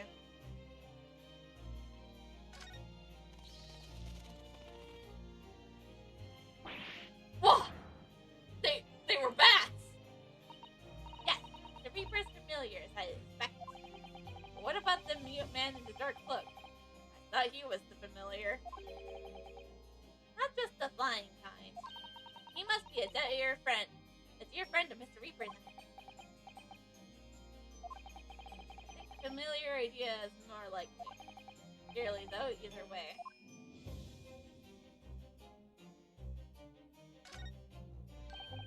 It really looks like a punishment to me. I've never seen someone sitting like that before.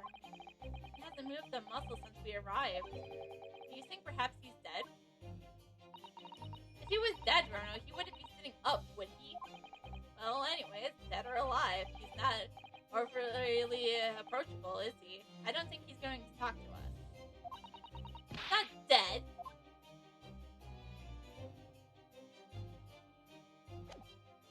Whatever the case is, he wears a mask.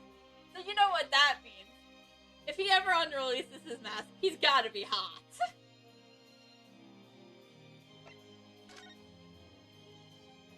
Anyways, I'll be leaving now. I need to go talk to the professor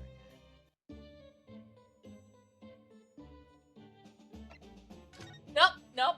I meant to go talk to you.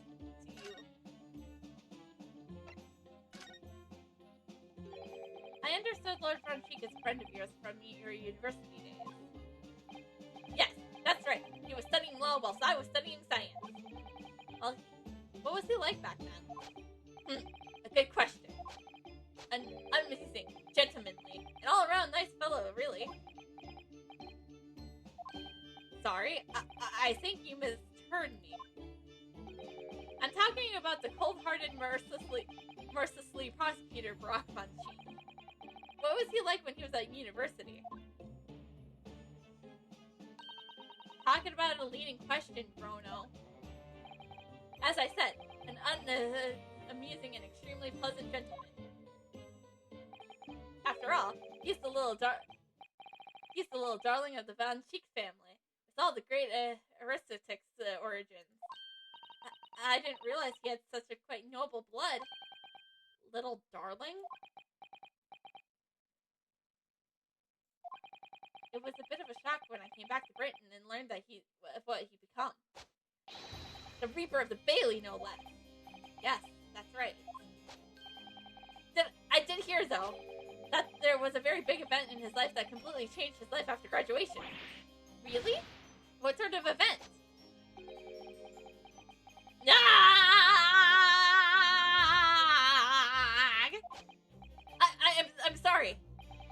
I don't know anymore.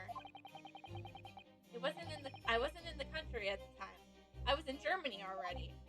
Oh, yes, of course.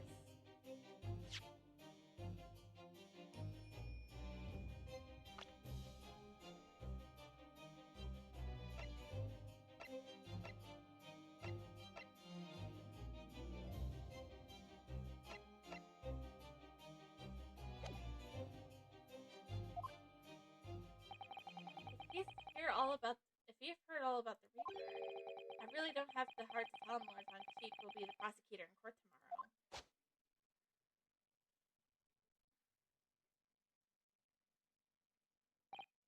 So, Professor, let me make absolutely sure that I have studied you properly. The huge explosion that occurred yesterday was an accident, you're saying? You had no intent to harm the victim, who was in fact the sole investor of your work. Is that correct? As correct as 2 squared is 4. 2 squared is 4. I swear it! You could have just said 2 plus 2 is 4. Yes, it's true that the man perished in a machine of my invention. So I know I'm far from blameless in all this. But still, I would never use my discoveries and my inventions to take a person's life. Not in a sentient years. I'm a man of science! That's all I know! You have to believe me, please! Do you believe me? Do you believe in my hypothesis? I don't believe in your hypothesis. I believe in your innocence. Science is the pursuit of truth, you know. I always believed in that. All my life. I'm afraid I don't know much about science, or your theories. But I do believe you, and that I will fight to prove your innocence with all my might. I'm a man of the law. That's all I know. You have to believe me, please!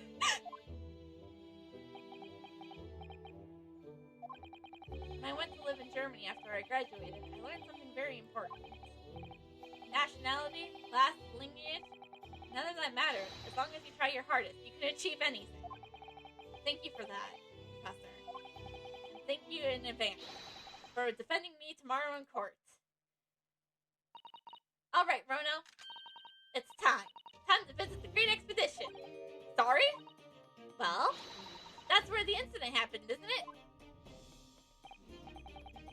Yes, I suppose that's true. Time to investigate at last.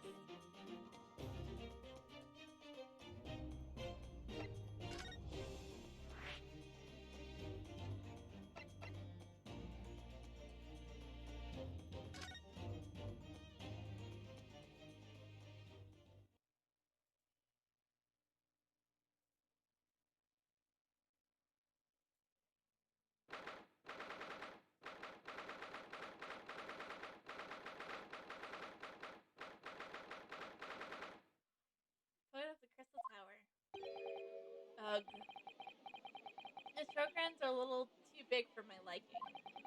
We've been walking around in dense crowds for 2 hours now, and I felt myself swooning 3 times. I think I only swooned twice for Run Cheek today, so... There's a lot of people, isn't there? I almost been trampled on 3 times too. Be careful, wouldn't you, Iris? Don't let go of my hand. We finally made it through the Sorns, though, by the looks of it. Here we are, underneath the public experimentation stage where the explosion happened yesterday.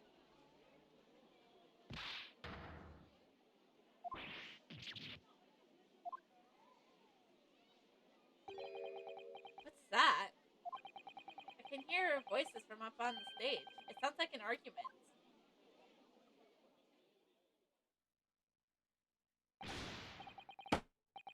Alright, I had it with you this time. I'm warning you. I'll arrest you in a minute. Oh yeah, go on, Inspector. Give it a shot. You ain't got no evidence, and you know it. Wait, I know those voices. You got a cheeky mouth on you, young lady. But a night in the cells will teach you some manners. Just try it, I dare ya. If you want a bag of chips, ram them down your throat.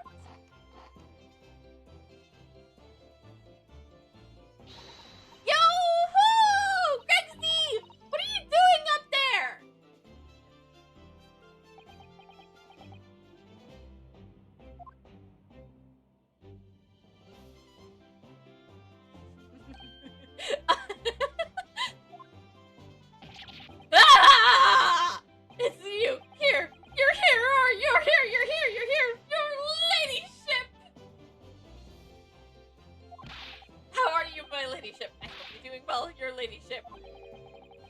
make her 3 times a lady?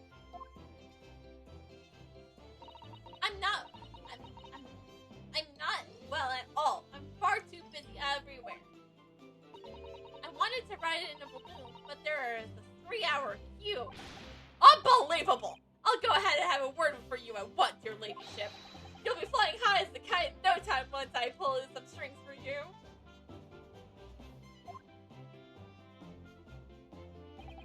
Tobias Gregson, an inspector at the Scotland Yard. Until recently, he was suspended from duty, but it would appear that he's back in action now. He actually was quite well known, appearing as he does in the Adventures of Sherlock Holmes. As for that reason, he can't say a word wrong to the story's author, Iris. But there are limits, surely. Or there should be. Watch it, sunshine! Sorry? I was giving a monologue here, thank you, and you just interrupted my monologue! You know what I do to people who interrupt my monologues? What gives then? Don't tell me you're on this case. Yes, I'm acting for the defense. So we're here to investigate. Dear me, that's the situation, is it? Is it really that troubling? Tisk, a measly 5 bob? That's all you got? You're a lawyer, aren't you? You could stand to carry a bit more copper around in your pockets, Mr. Naruto. What? Hey! That's my last bit of spending money, that is! Yeah, I can't have it back, but I'll have to charge you for the bother. 3 bob. This is Gina Latterstreet, a pickpocket, or diver, born and bred in the East End of London. In the case that led to my own suspicion of 6 months ago, this was the young girl I was defending in court. What's the problem, eh? Otto? Gina, you also interrupted my monologue! Where's Sato? I need some Sato takedowns right now. Oh, wait. Man, fuck.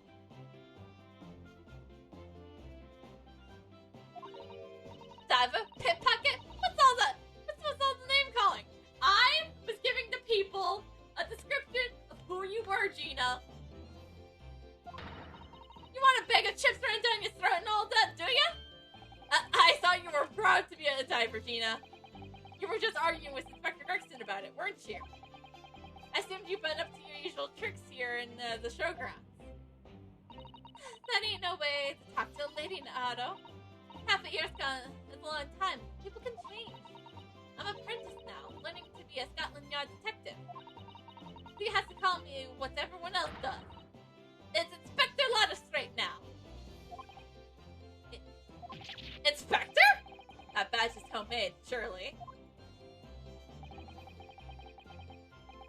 The inspector part isn't entirely accurate. No one calls for that. But the work is anyways. Investigating is off the cards for all of us. What's that supposed to mean?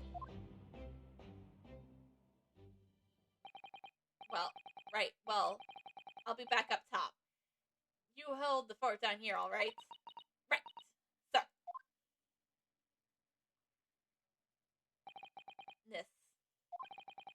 This raises a lot of questions!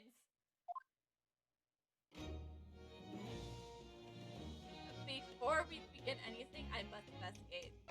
I must examine.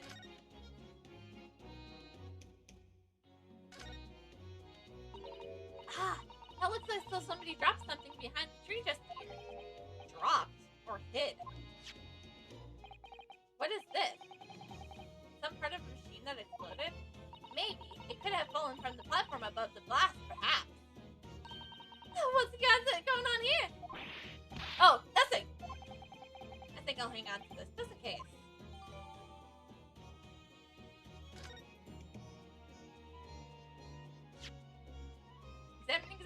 Examine!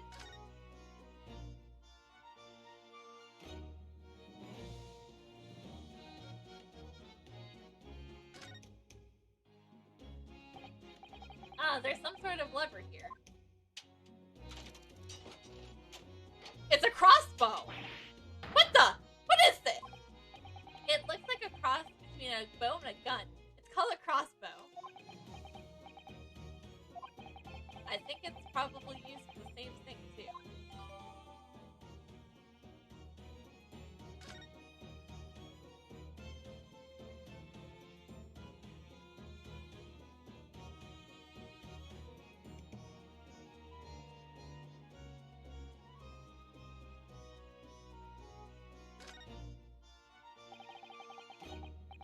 It looks like you win this around in order to draw the bowstring back to great tension.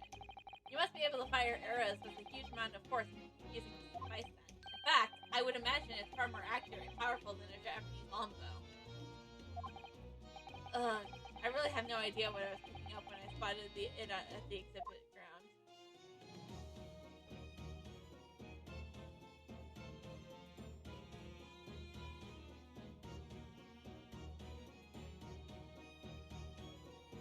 Okay.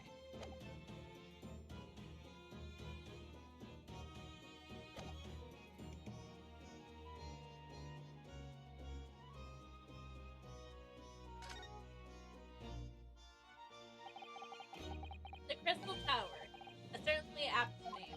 It was built on the focal points of the exhibit, and now is definitely being so tall with all that glass. I can't imagine a building like this ever being erected in Japan. There's lots of exhibits inside the Crystal Tower as well, apparently. Can we go visit them? Of course, there's a observation deck, but there's also an art gallery, a zoo, and a museum. But I heard you have to queue for 3 hours just to get through the door. Well, at the moment, the shattered glass from the failed experiment may well be the biggest draw.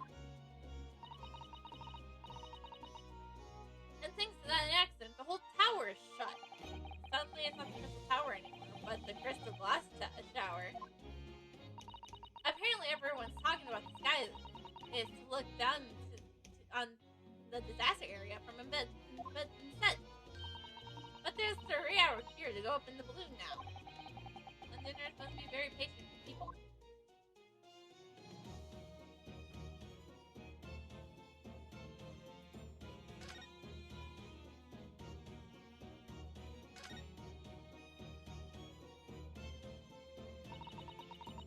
That's the cove.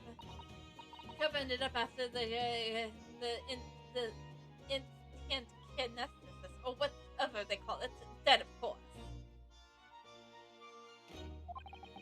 And yet they are calling the experiment a success? What's the wooden scaffold for? The Kappas, our lads, are setting up after the incident happened. Get the body down. Don't know, really. Didn't you help erect the scaffold then? Nah! Lookout duty's Mama Sid, wandering around the exhibit and keeping a lookout for fun stuff. Mind Gregson doesn't hear you saying that, or he'll give you the boots. It's incredible, though, isn't it? I mean, could the victim really have been bridged a gap by some sort of invisible kinesis?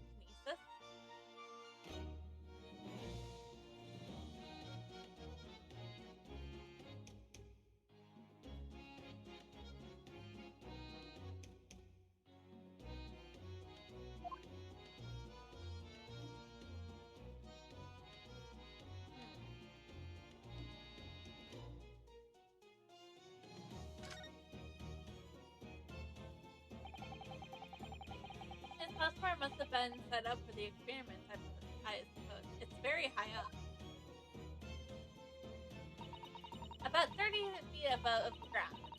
That's what a policeman I just spoke to said. I don't really understand speed very well. I don't use them in Japan. Oh yeah, sorry. It's about 9 meters. But soon you'll have been in London for a year, Rono. It's time you got used to our measurements. Can anyone from,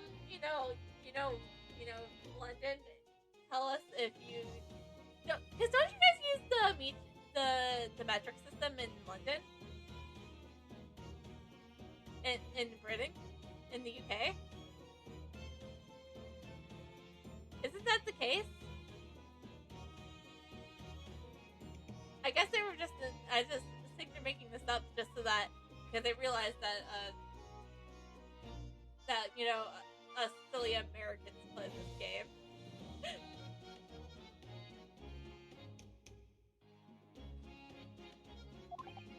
Yes, well, the thing is so tall, the specters from the front would just have seen a wall of nothing else. The prior probably thought they secured the best spot to watch from, only to be disappointed. There's a saying in Japanese, darkest spot is right under the lighthouse. I feel like it probably applies here.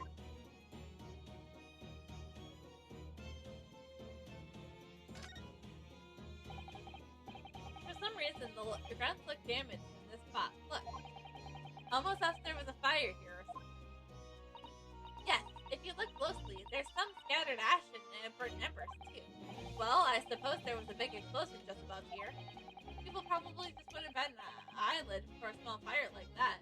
This would have been. Not sure we English are quite laid back around now.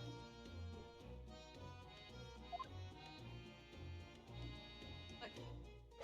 Now that we have explored everything, time to talk to Gina.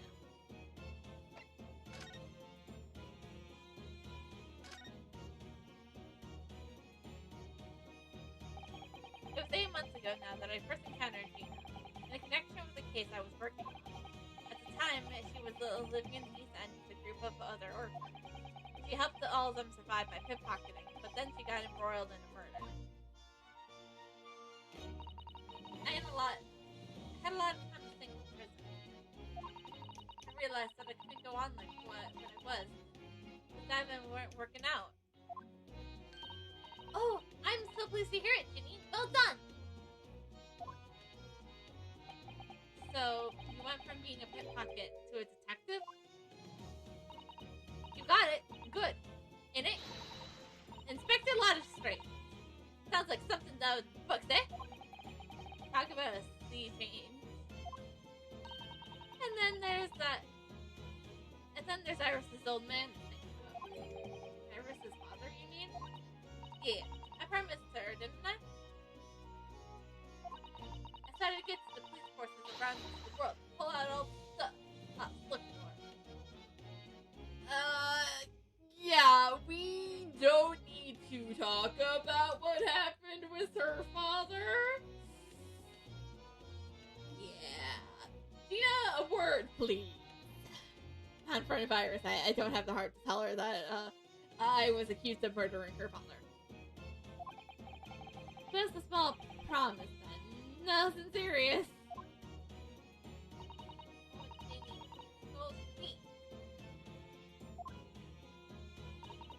So anyways, that's how I I got go to test with Scotland Yard. Only trouble is, I don't read so well, do I?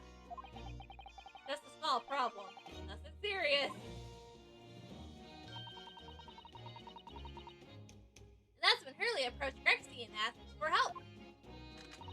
So the inspector said he'll take full responsibility for Ginny and make her some sort of apprentice. That was very magnanimous of Inspector Gregson and Brie. Well, you know Hurley. He enjoys himself anyway. He enjoys finding ways to make people do what he wants. A great detective likes digging for dirt, in other words. So the long and short of it is, if you got questions about the case, you can ask the Inspector Lattistrate. Right then, Inspector. Actually, there is still a big mystery surrounding Gina that there is. Ooh, what is it? What, Bruno, run! Well, 6 months ago, Gina was the defendant in a trial prosecuted by the Reaper.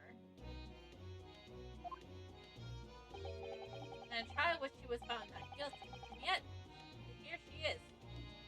And yet, here she still... Come on!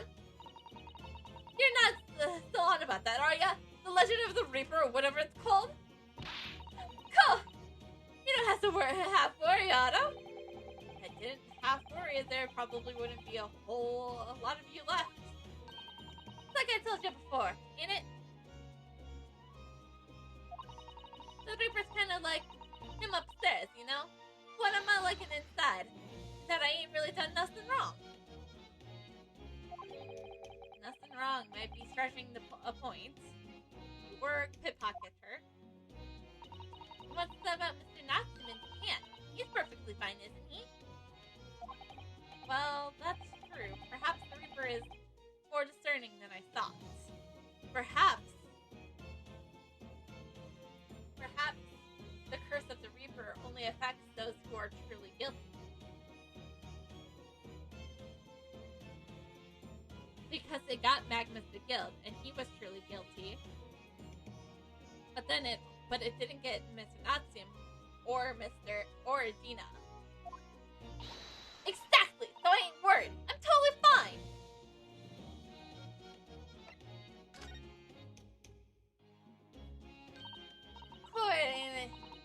Of course it ain't out of this world, was it? The brainy bloke pulled a bunch of levers in his machine and suddenly it started blowing us smoke. It just went pop. I ain't seen a better experiment here yet. Sorry? You mean you saw it, Ginny? With your own eyes? Yeah, of course. The boss is in charge here, ain't he? He's keeping over everything running smoothly. The boss being Inspector Gregson, I suppose. That's going to take some getting used to. Alright, all I have to say is that I'm on duty and I can do whatever I want to. Get this! I was supposed to be one of them flying balloons when it happened, watching from above. No! You're so lucky, Ginny! Maybe I should join the Scotland Yard too! Yeah, do it! You know what the boss is in his place already, right, Iris? You have no trouble at all. Then it's settled. When do I start? No, you can't join Scotland Yard, Iris. We'll see. Anyways, what I don't understand is the machine exploding so spectacular. How can Professor Bunnybrain still be claiming that his experiment was a success? Alright, well, it was a success in a way. It was? How can that even be?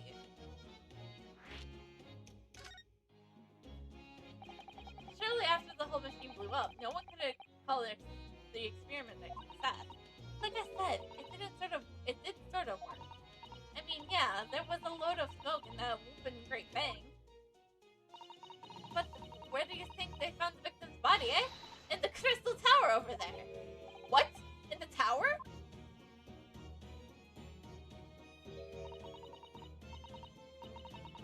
You can see it for yourself, can't you?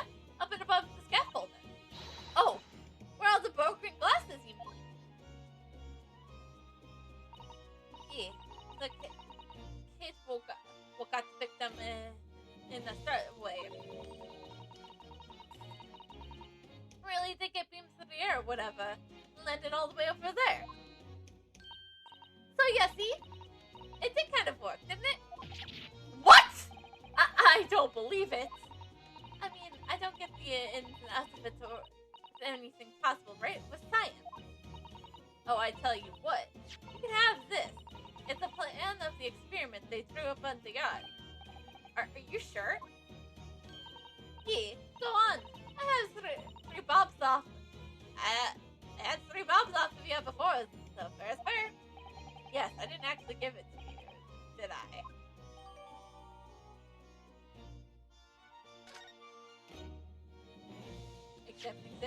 Examine. Oh, it's just a picture.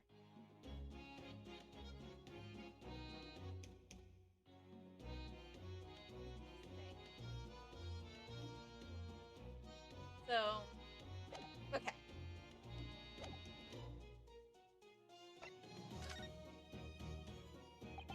Something Inspector Gregson said before seems a little strange. For what it's worth anyways, investigating is the cards for all of us. Yes, naughty old Grexy ran off without explaining himself. Oh, right. that the boss said no one's allowed to investigate that weird machine or what blew up yesterday. Well, that's not fair. We're representing the defendant. In that case, could you at least tell us what you've learned about from your investigation? Nah, you're not getting it. We ain't allowed to investigate either. Why? What's the boss called them again? The forensic science team. Anyways, apart from them lot, no one's allowed to lay a finger on the team. Bit funny, ain't it? But even if Scotland Yard's own detectives can't investigate. Yes, I heard like something like that before. Thought I could have a gander on the quiet though. But the boss caught me at it. Probably heard him giving me an earful about it before down there, eh? Didn't ya? It ain't bleeding fair. I think you were giving him as much of an earful back as I remember. Yeah, well, sometimes I think that's all and chips what makes him so stubborn. Can say something of him, Otto. Go on. See if you can get through him. To him. He's up on the platform above us, is he? Where the machine exploded at. Well, we can try, can't we, Bruno? Rexy will listen to us. He will listen to you.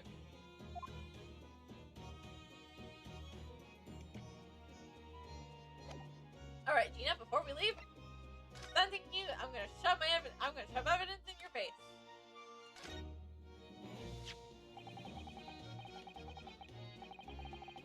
This armband is proof. At least, and I am a defense lawyer. And this badge is proof that I am a detective. So you're gonna have to start calling me Inspector Ladderstring. In that case, you'll have to start calling me, well, anything but Otto. I could call you defendant Naruto if you like, but it doesn't really tip off the tongue. No, it doesn't have a great ring to it, does it? Defender Naruto. It actually does kind of a good ring to it.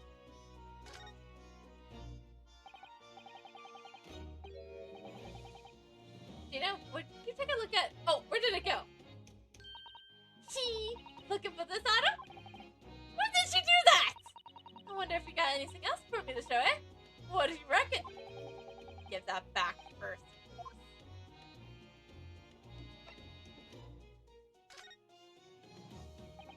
Gina? Oh no. Oh no, we can't let her have a crossbow. We can't let her have the crossbow.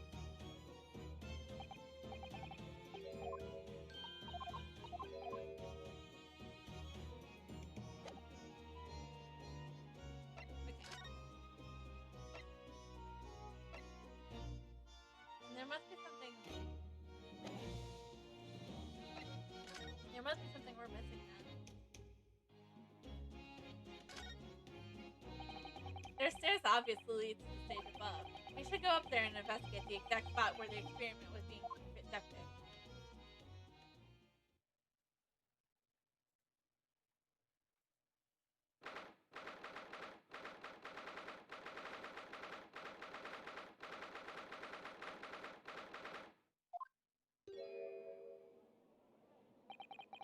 So that's it, is it? The machine that blew up.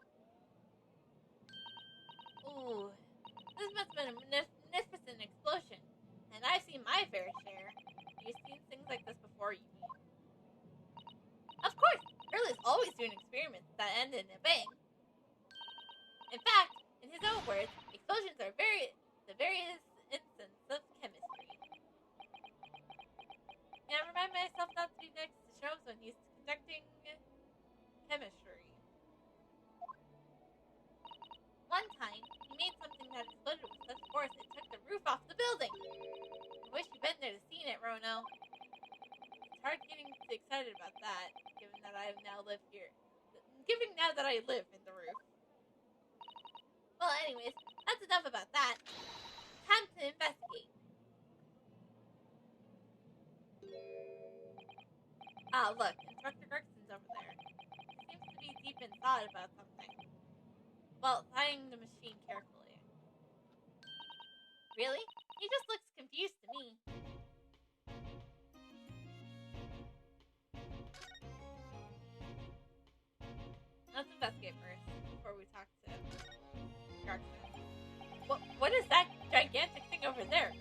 enormous water wheel. Oh, that's a Ferris wheel. There'll be people riding inside those cabins you can see. Why? Well, they're rotating nice and slowly, so it's a wonderful way to see the surrounding scenery. Wait, it's turning? But it looks completely still! Yes, that's because it's turning so slowly. Once completed... hold on 1 second.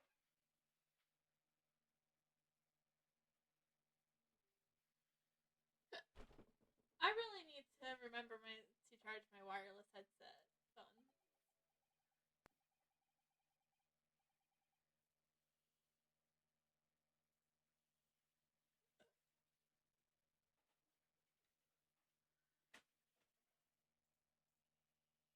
Hold on, let me get you guys the sound back. There you go. Should have it back, I think.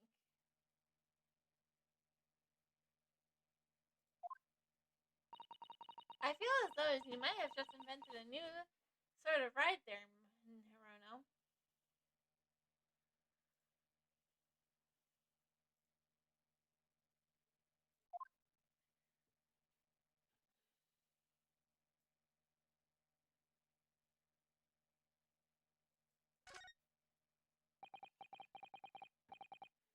It ripped itself apart magnificently, didn't it?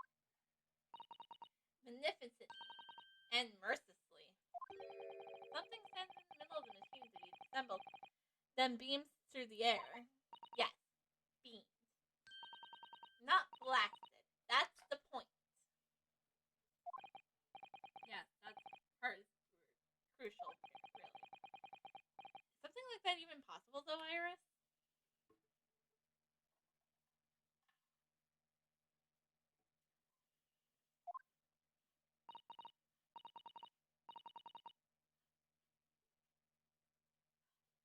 Oh, Hirono, I'm just a child. How should I know?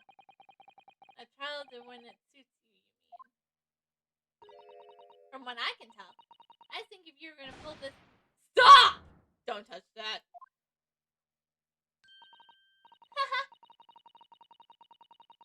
That was particularly instantaneous kinetic the way you flew over here just now, Grexy. Please, your ladyship, I didn't mean to startle you, but I can't tell you to touch anything afterwards. Oh, so sorry. You'd have some of my latest special blend to make up for it. Look.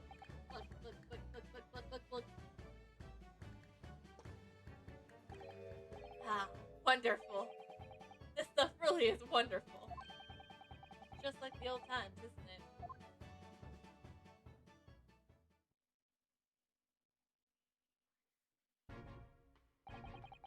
We're representing Professor Harebrand in court tomorrow. So we should be allowed to examine the scene. Ha! Listen, Sunshine. I'm not even allowed to touch anything up here. That blasted the special depression of scientific equipment to act to blame. It's driving me potty. Oh yes, that special discussion. The professor mentioned that too. More red tape is all we need. Don't know what the government thinks it's planning on. But we're allowed to just look, aren't we? Yeah? Surely that's alright, isn't it, Grexy?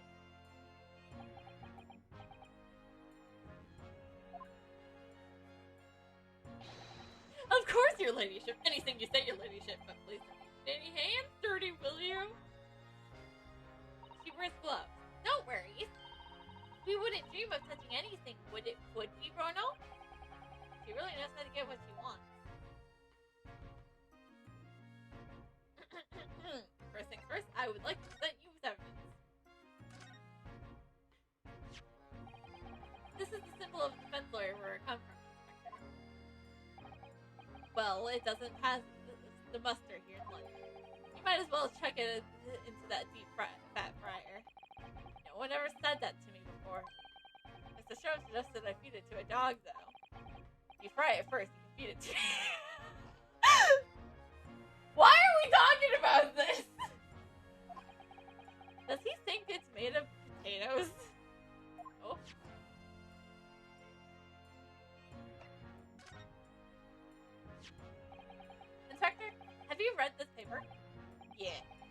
unwelcome blasts back to back. This one at the exhibition and the Reaper get an attack. I know, terrible news to wake up to, wasn't it? I tried to pretend I hadn't read it and turned over 40 another 40 wings. Thanks to that, I was up late and getting roasted from the supper. Super. Some mornings are like that, aren't they?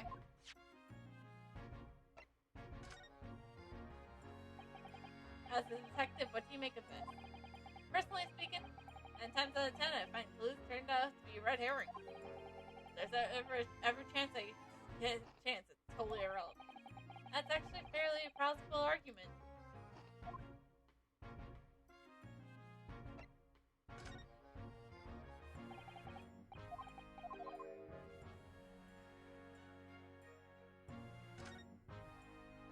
I didn't mean to inspect it.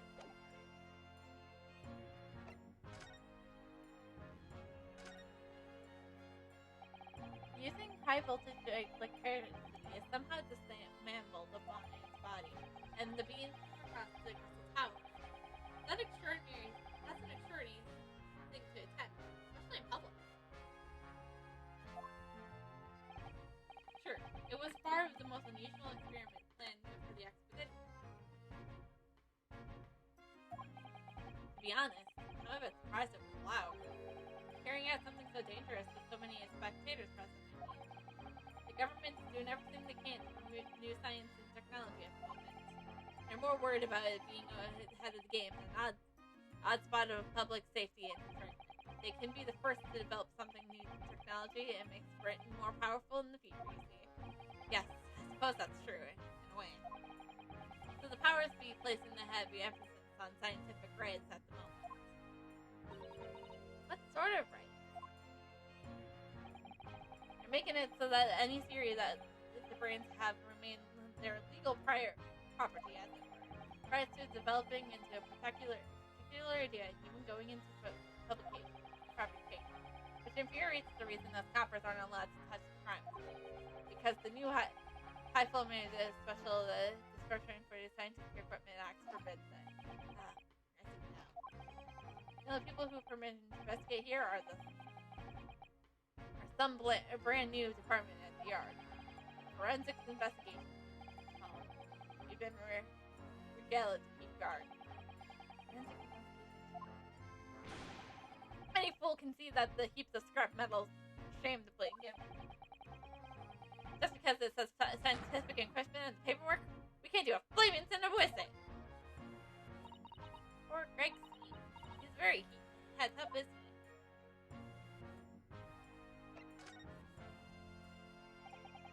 Remind me again, what's this new legal act mean that we're not allowed to touch the scene here? Are you having me at it, Sunshine? The Special Desperation of Scientific Equipment Act. Yes, I think Curly mentioned it that recently. A real twinkle in his eye, as I remember. I'm sure he did, your ladyship. I'm sure he did. Passed especially for this great expedition it was. And all scientists do have to present their ideals or inventions to suit the civil service. And it gets the rubber stamp that guarantees the right to maintain inventions confidentially. What does that really mean? Think about it. Think of all the world-changing new inventions on display every day at this exposition. Although a good half of them are a load of trouble, if you ask me, put forward by shammers like yourself. Thanks for that. Ooh, I love how absurd some inventions are. It's also fun. It might be fun to you, but a member of the force has to be present at every single demonstration. Can you imagine, eh? Hey, science, that's what I say. Oh, I don't think so. That sounds like my dream job. You think otherwise after spending a day guarding these shammers with bogus contracts. But if they're all bogus, how can anyone help to demonstrate them? There'd be no point. Well, there is the point. Sorry? Thanks to another of our government's bright ideas. If any theory or invention is deemed to be potential, the government hands out a research. Scientists get funding? Exactly. That's what they're all after. All these shammers coming far and wide to get a clop of Hyde Park. Who has kept them all safe, eh? Who has smiled politely and welcomed them? Us coppers, that's who. You can see why as I say it now, can't ya? Hang science, hang it! Maybe I can see your point.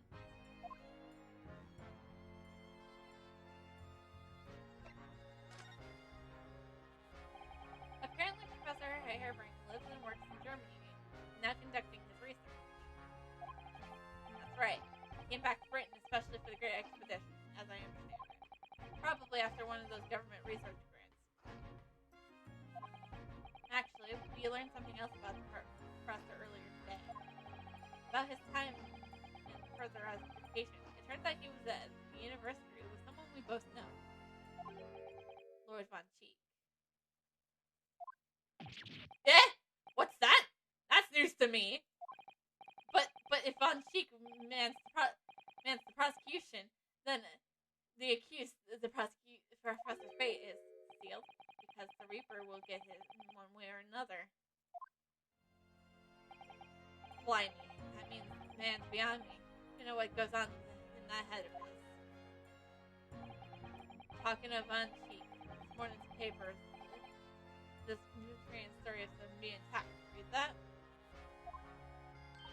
Oh, yes, but Mr. Reaper is completely fine. Nothing to worry about. Yes, great. Glad to hear it. Still, the Reaper, huh? How long is that business going to keep up, I wonder?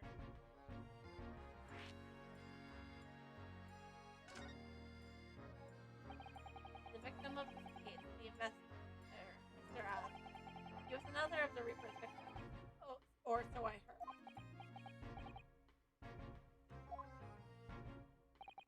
Lord Barack Von Cheek is a top-class prosecutor, but even he can't always push the right verdict through. Sometimes justice can't. Yes, I heard about the juror being bribed and evidence being falsified, and that how notions of the Reaper and the Bailey came about is obviously Scotland Yard suspects Von Cheek initially. We all assumed he was taking matters into his own hands, and if he failed to seal the deal. Although the man himself denies that charge. Well, we have done a very thorough investigation. The conclusion we reached is that Lord Von Cheek is no way related to the death of the people outside the court. There's no question in my mind. I stake my reputation on it. But if that's true, then how do you explain it? All those defendants couldn't just have coincidentally died if nobody killed them. I know that, but can't explain it. It's a mystery after all, isn't it? That's the whole point of the Reaper. Hairbrain mentioned something else. He said that at university, Lord Von Cheek was a totally different person. Easygoing and kind. You what? He said that it was after they both graduated that something happened to change the man. Do you have any idea what that was? No clue. Really? Look, I got my hands full watching over this frustrating crime. Why don't you go ahead and make a nuisance of yourself elsewhere, eh?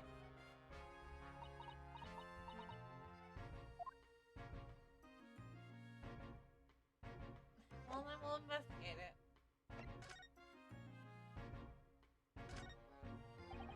Considering how badly damaged everything is, Professor Hairbrain Brian was lucky to escape unscathed, I say. We should have a good look around the machine.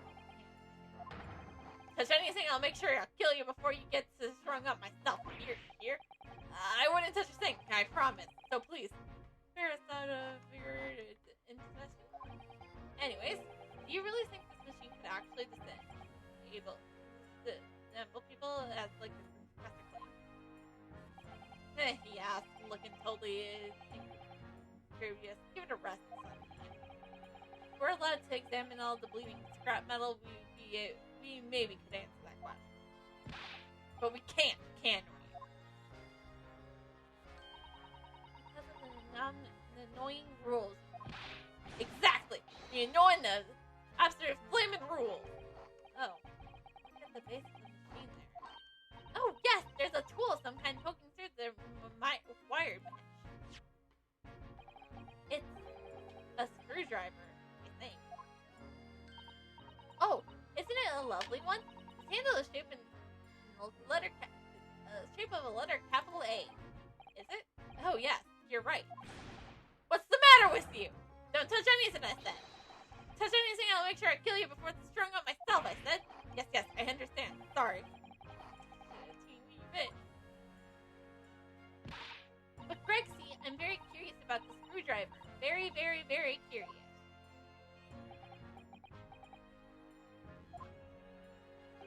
Of course, ladyship. You're so clever, your ladyship. Fancy spotting something like this. But I'm afraid I can't let you have it. But Rono found it first. I assure you, I'll investigate thoroughly.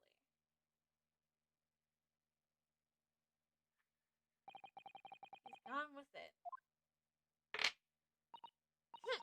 That was very mean, I'm afraid. Dr. Gregson is going to make a very clumsy and embarrassing mistake in next month's installment now. Poor Gregsy.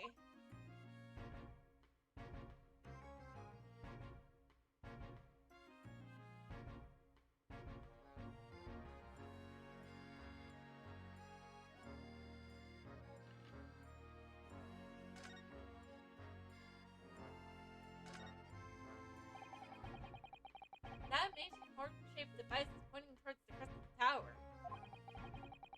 I suppose once people are stampled by the machine they're shot, how does that sink to wherever they're going? I don't think it was supposed to shoot anything, Rono. It was set up to beam people into the crest of the tower, where they were reconstructed in their original form. Well, I don't like the look of it. It was amazing that, as it looked, the accident wouldn't have happened in the first place. I suppose that's true, yes. But nothing ever goes according to plan, does it?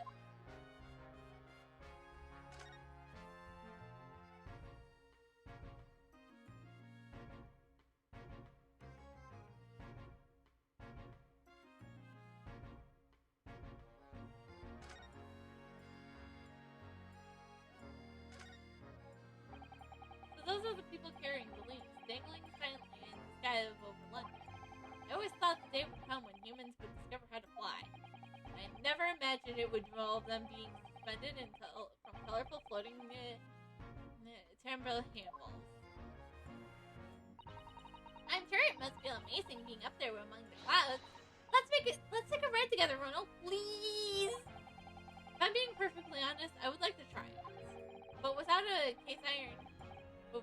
cast iron guarantee that the thing won't plummet into the ground. I'm too scared. Oh well, in that case, I should tell you what Hurley said. It's physically impossible for a flying balloon to plummet to the ground, as long as it doesn't explode. Yes. Call me crazy, but I think that explosion part might play a little on my mind a little.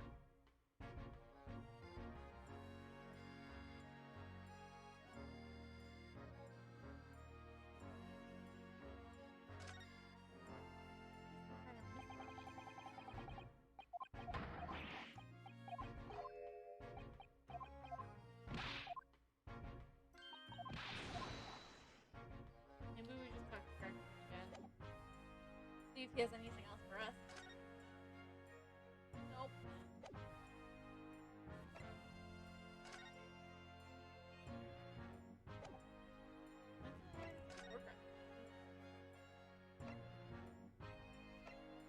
Not have anywhere good to go.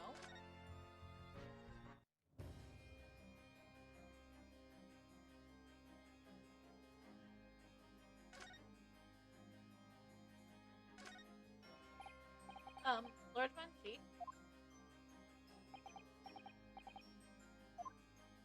I think he's ignoring you, Rono. The prosecution and the defense should avoid speaking outside the courtroom as the rule. So if anyone is being rude here, it's most certainly the man in black standing here before us. Hey! It's Blue. I'm in Iris's outfit that he made, and I look totally dapper as the British would put it, as I would say, because I think Renault's Gaelic's pretty dapper. Oh, I see. Well, thank you for settling the record straight. Did you see that? He spoke to me, Ronald. Back off, Iris. He's mine. Oh, Lord Bunchi, have you managed to visit the Great Exhibit yet?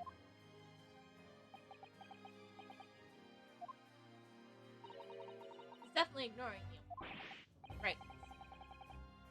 And that is easy there, then. Alright, and we'll leave.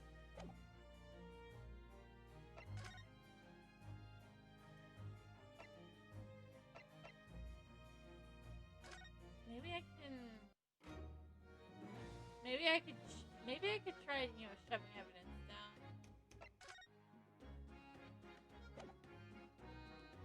Okay, actually, let's see what Iris has to say about this stuff.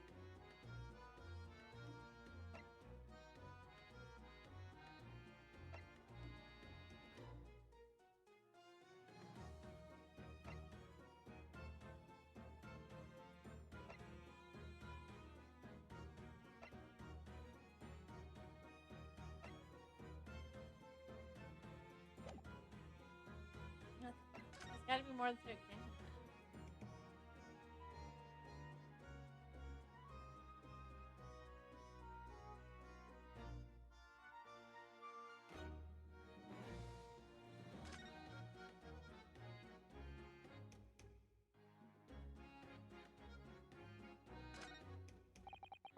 I've been meaning to ask this to you for a while now, but what are those funny blobs that are floating through the sky? Oh, they're the flying balloons I've been talking about. I want to go up in there with the ones so much.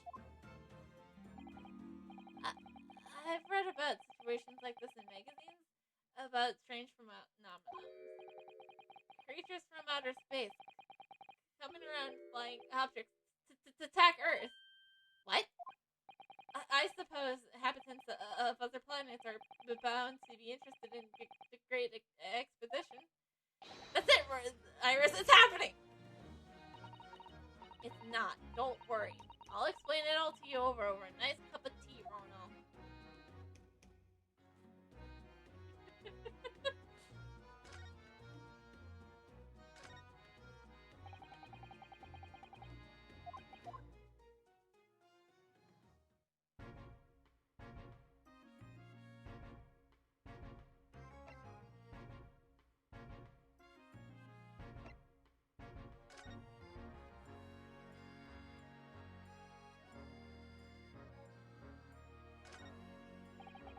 There are all sorts of strange buildings near the Great Exposition ground, aren't there?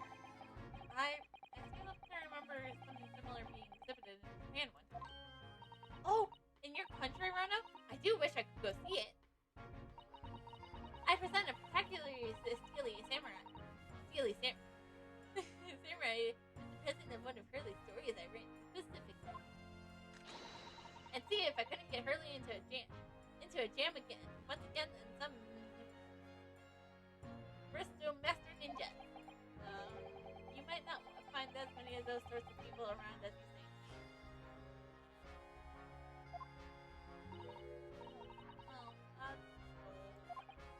Ooh, but I do know of a prosecutor who was a Kamran top knob I could introduce you to. A Chamrad? Really? You think I could have my picture taken with him? Do you?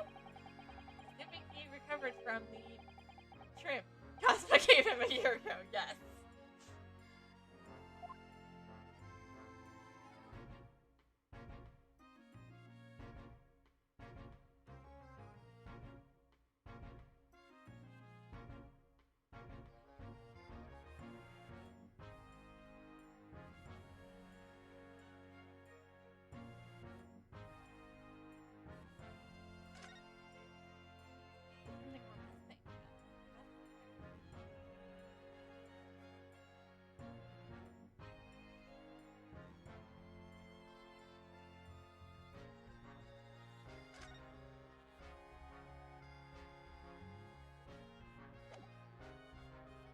We've presented all the evidence to Nina and Gregson. Gregson or Gina. I can't talk to Banshee.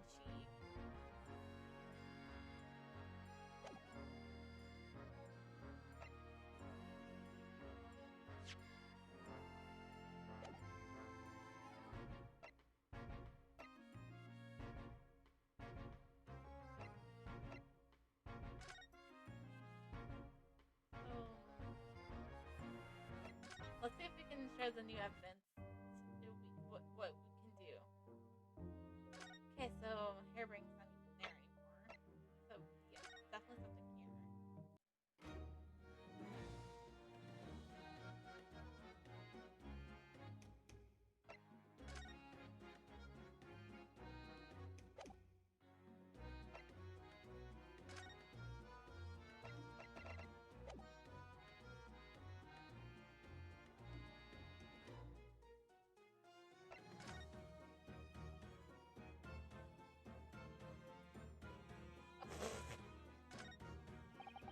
These stairs are obviously to the same. Oh, fuck.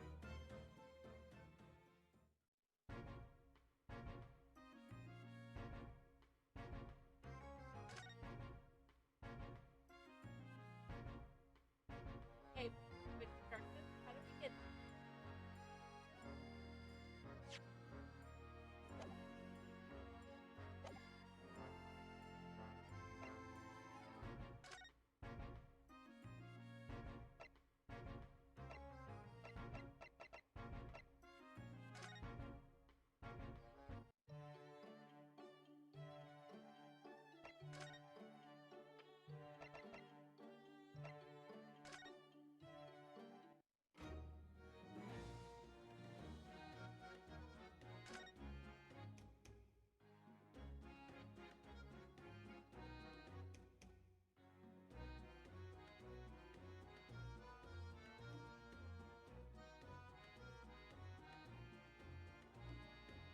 Wait, what's this?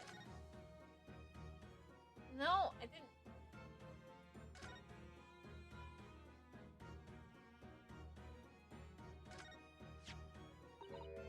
Oh look, what's this? A ripped piece of cloth? It's not like any fabric I've seen before. It's very thick and stiff. Looks extremely durable. It's a canvas, I think. Some sort of rubber backing. And the edges appear to be some bit of chart as well. Maybe that means something to do with the explosion. Let's make a note of while Ginny is mid-young.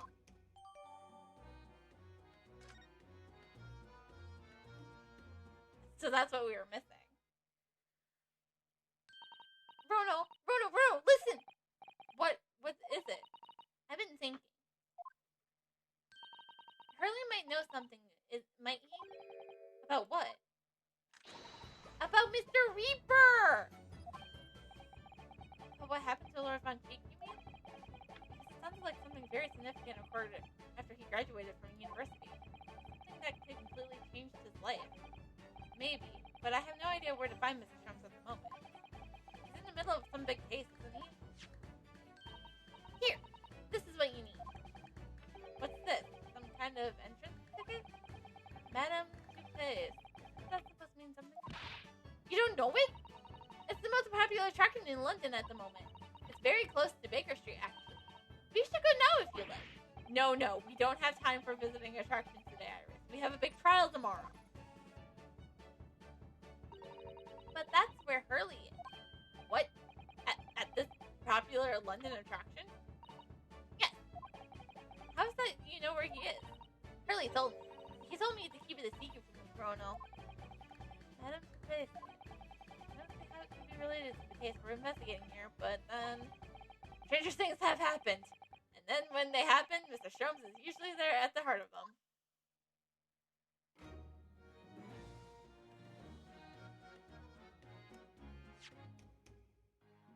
Let's investigate this. Let's examine this. I can find anything out of place. When in doubt, look at the back. It looks like a layers of thick canvas with a thick rubber lining of sorts. I've never seen anything like it before. By applying Mr. Sholmes' method, you might deduce what part of the raincoat worn by somebody who really didn't want to get wet. charm. It must have occurred when the person was struck by lightning. Or maybe not. Okay, let's go see Sholmes.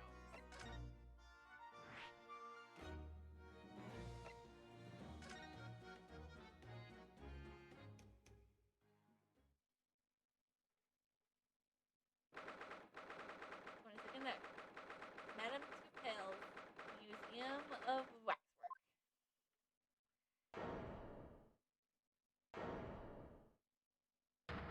Oh gosh.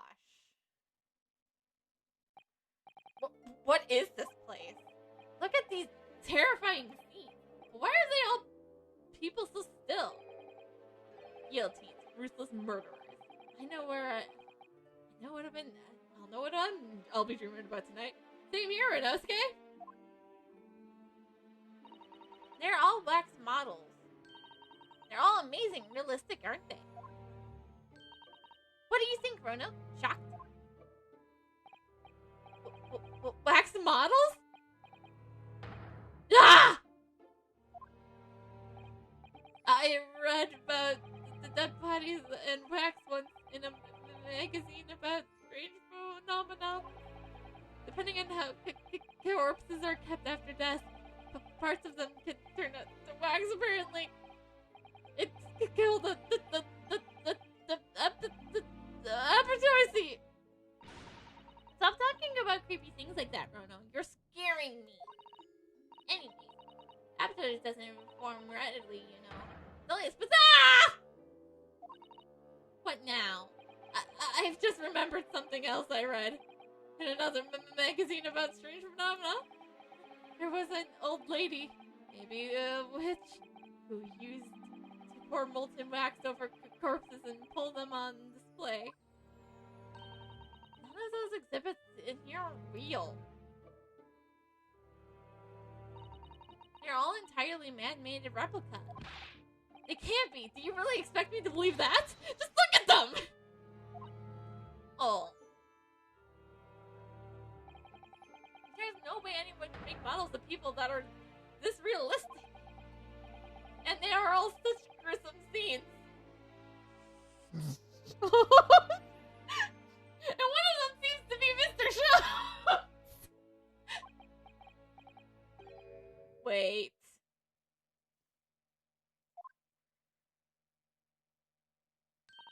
What is it? Oh no. I must be seeing things.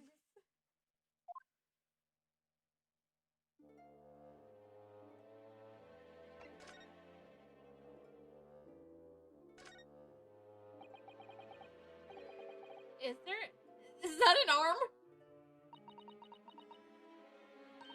It looks like an arm, doesn't it? Maybe one of those waxworks models have fallen over. You don't think it could be the work of one of those mass murderers in here, do you? You're not thinking. Get a grip of yourself, damn it. Rono! Stop scaring me! Is it a wax arm or a real one? Come on, you're really pointing out fingers in your court. You're always pointing that finger of yours in court. Poke that arm from now and see how it feels. Objection!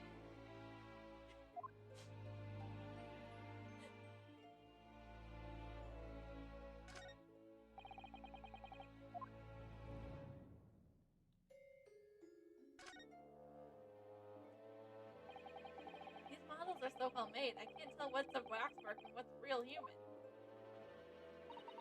Or maybe all the exhibits are real people. And when it's closing time, all the visitors have gone home. They suddenly start moving about. Ugh. Think about it makes me wish it was a closing time already and I was on my way home.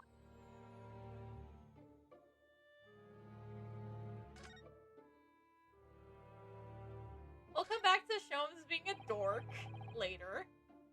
Nothing of particular note here.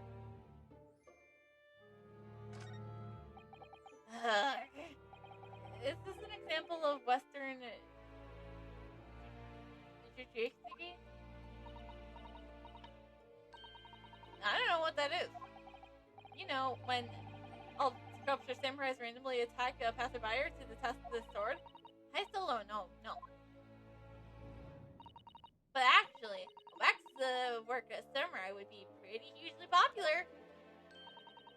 model it. You can model it, don't you think, Rono? Doing that Tajiki thing you mentioned. Well, I do have a sword, but I have no intention of testing how sharp it is on a human subject. For now, at least.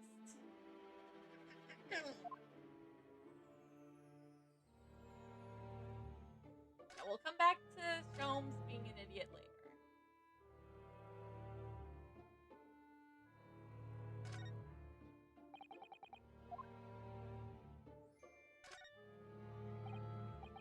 Is that some infamous murderer?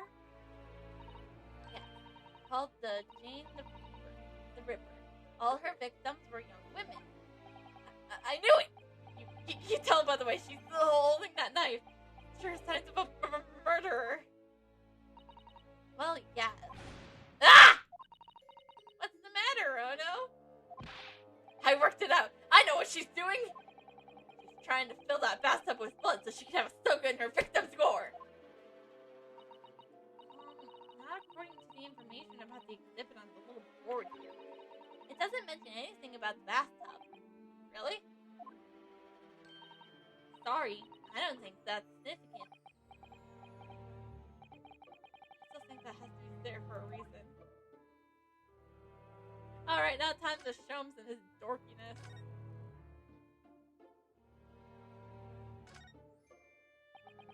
Is it the great detective Sherlock Sholmes? Mr. Sholmes has his own rock statue here in here? Really? Well, he's world famous after all. It's an uncanny resemblance, isn't it? Makes my skin crawl just to look at it. I know. Look, Bruno, you can kick this Hurley, and he doesn't move a muscle. You can't go around kicking the exhibits, Iris. Wait.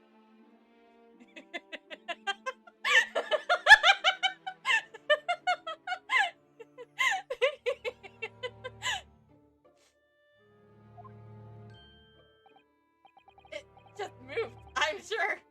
Not just a little bit either. Really? Did it? And look closely. There's beads of sweat on the face. This waxwork model.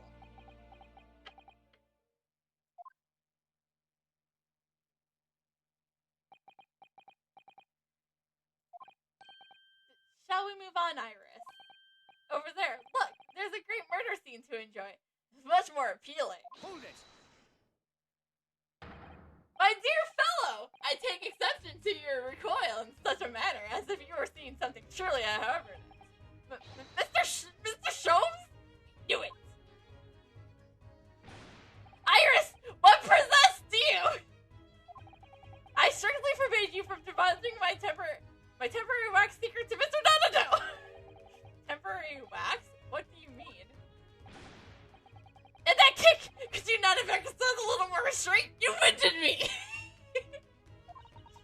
But Rono has something he needs to ask you. A question. And I thought you'd probably be getting bored too. So here we are. Well, I can't deny that your timing is impeccable. A mere 2 minutes ago, being as stationary like that, and my great brain, upon which my success has been built, would have turned to wax. Thank goodness we arrived in time. Indeed, in many ways, the pair of you have just saved the world from unimaginable loss. Oh, Hurley, you can talk. You do like to talk nonsense, don't you? You could know something. It's true. About Lord Von Sheep, what happened to the past to change it? Now that you're here, let's talk and take our time. How can I be of assistance? For you're in luck. I suddenly taken the idea of conversing. Oh, well, actually, I'm in quite a hurry. And if my eyes don't deceive me, I believe something is afoot within the walls of this very museum. A most fascinating case, if I'm not mistaken. Really? Moreover,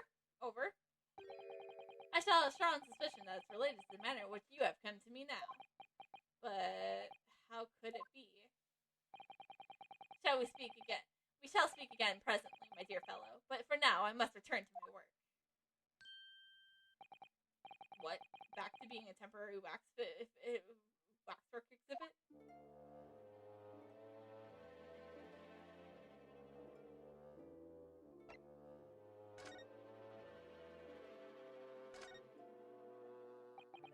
Mr. Sholmes, about this? As you will see, I'm rather busy at the moment. If it's advice you seek, come to me at my office tomorrow, and I shall be happily help you. Shall we say a serpent per item as a consolation fee? That's 2 hours of gas, isn't it? That is.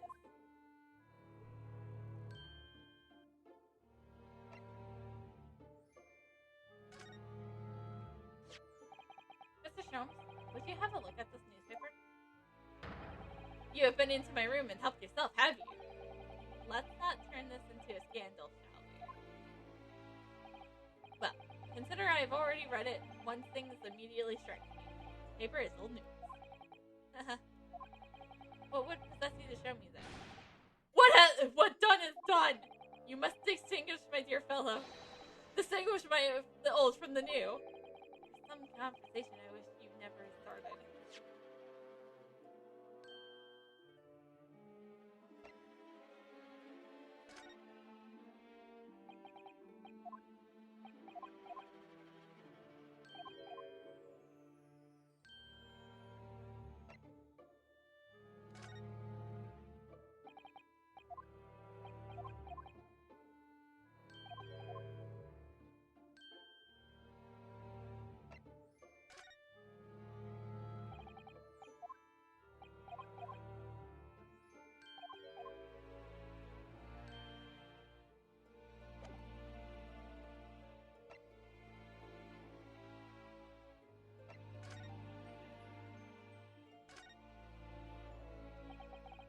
Is this place? Mr. Tansley came to London from France 3 years ago, I understand. She opened this little waxwork museum last year. It enjoyed great popularity in London. There are museums like this in Japan too. But these displays are something else. I mean, they aren't made from actual real people, are they? The extreme realism of these wax figure models is a particular secret of the Two-Spills family, as they say. They earned a renown during the French Revolution for waxworks, the victims of the guillotine. That sounds grim. The gruesome scenes that were portrayed were such realism and expressions as basic condemned. Apparently, the sculptors would make models directly from the corpses right here at the site of the execution. They really turned my stomach. That's just one of several legends about the Tiswell family. Whether it's any true, I couldn't say. But anyway, this museum houses models of famous people all over the globe. Nevertheless, the most popular area of the museum by quite margin is the House of Horrors. The House of Horrors? Of course, visitor number dwindles now as a result of the Great Exhibit. People usually flock here to see the exhibits from London's most vile criminals at the gruesome work. Naturally, most of them are Monsieur portrayed where they are sent to the gallows. So they're so stiffer now than the models of them. Have you heard of Portes? My dear fellow, the public lives for Portes. They yearn to be shocked. So the hideous exhibits in here they're all portrayed of real events that took place. It's just me, or did the texture in here just seem to drop? Anyways, I advise you not to think deeply about what you've seen here. Oh, he's back to being a waxwork.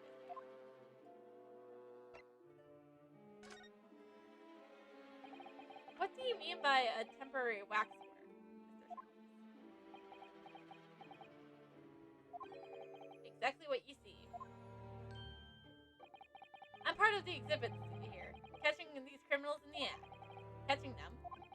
Every half an hour, I home on a different killer in one split and adopt a new pose into Snarl. When members of the public come for a closer look, I offer them my hand to shake. For a shilling, I am happy to allow them to take a photograph with us. Us? See me and him in the waxwork murderer scene here? But why, Mr. Shelms? My dear fellow, isn't it obvious? For the money!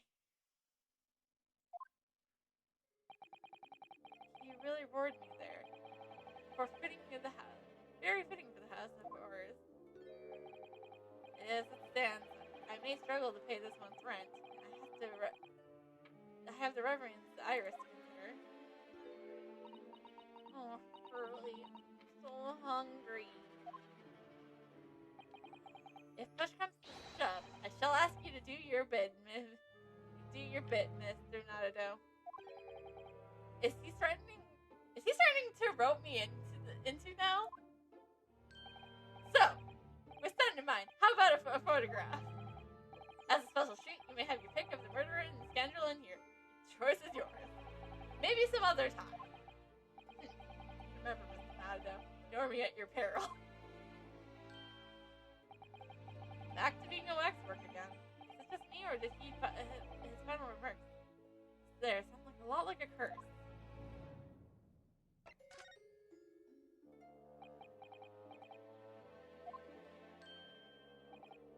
Well, what is it then you'd like to ask me then? Actually, it's about Lord Von Sheep. Ah, our friend Mr. Reaper. How'd you find him? Well, I trust.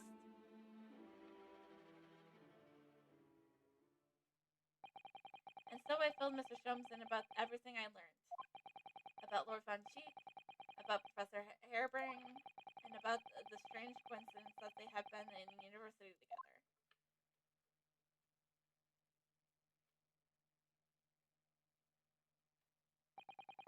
So I'm wondering what is it that happened to make Lord Von Sheep such a different person? I was sure you know, really.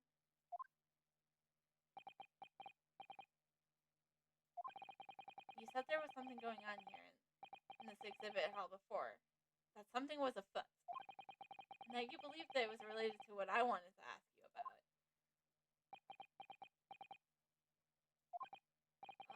Mr. Sholmes? He suddenly clammed up.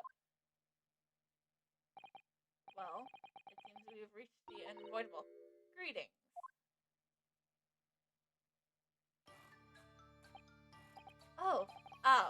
Hello. Where does she appear from? What is she wearing? Could she look any more mysterious? I mean, says the guy who ran into a guy wearing a fucking mask earlier today. I hope you were appreciating my museum. Sorry? Have we? Mr. Sholmes, do you know this? Not again. My apologies. I'm Marcel Tristel. This is my museum of waxwork. What? You're the Madame Tuspel? I'm so sure. Only 26 years ago, 26 years young, I might add. You could have told me she was 15 and I would have believed you. Is that significant somehow? Madam in the name only. It adds a certain gist. Yes, boy.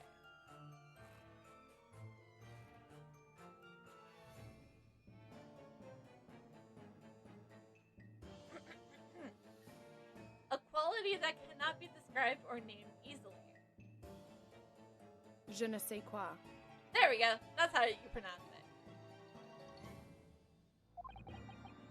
Right. Firstly, I must apologize for my waxwork. Rather, one waxwork in particular. Adieu, Mr. Sholmes, then. I was led to believe that he was a great detective, but he seems unable to settle. Next time you'll move from your designated exhibit, there will be toils and trouble.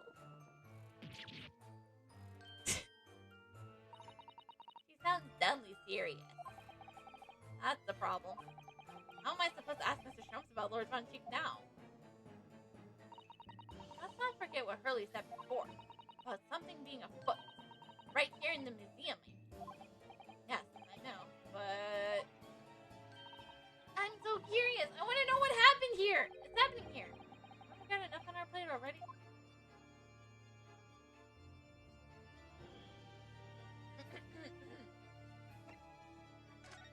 First, I must show you evidence that you're probably going to care about.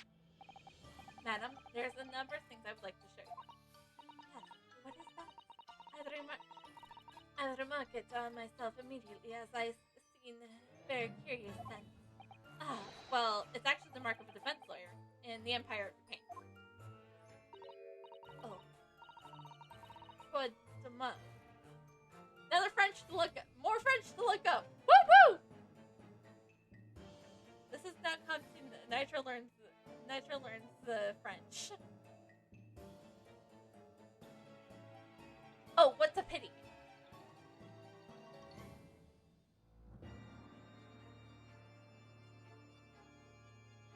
Quel dommage. Well, dommage. I'm sorry to anyone who does speak French. I'm not very the best with French. I don't know any French. The closest I can get to French is maybe asking. I have people. What exactly were you expecting from an armband?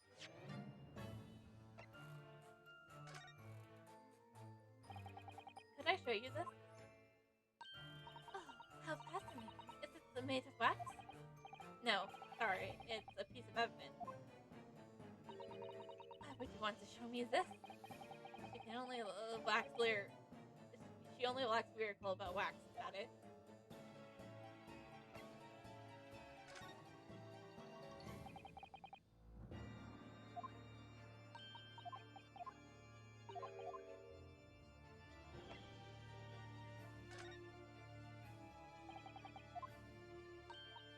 Yeah, I didn't expect much. I didn't mean to examine it. I meant to show it to her.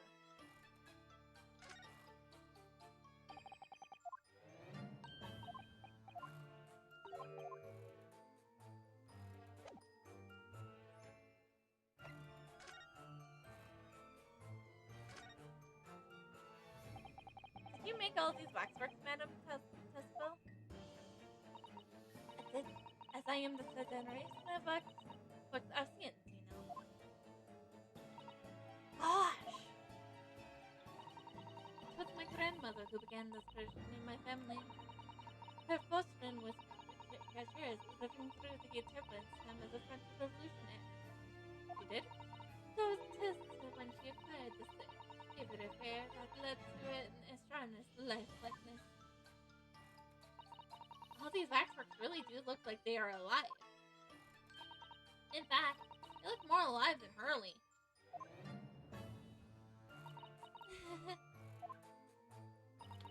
What do you see exhibited here represents my most notorious criminals past. All these waxworks are created in the presence of the real people on which they are modeled. In the hours immediately following their execution.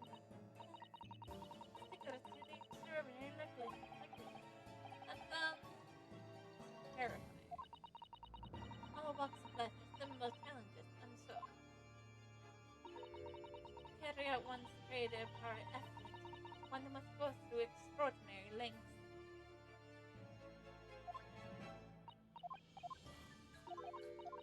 Fuck! What's going on? I didn't get to read any of that.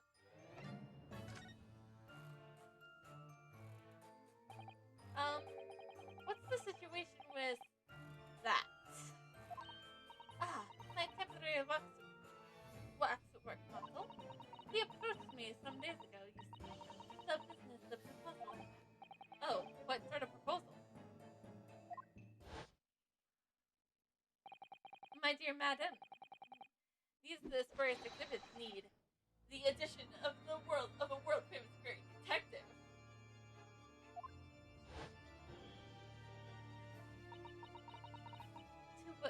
What's that effect.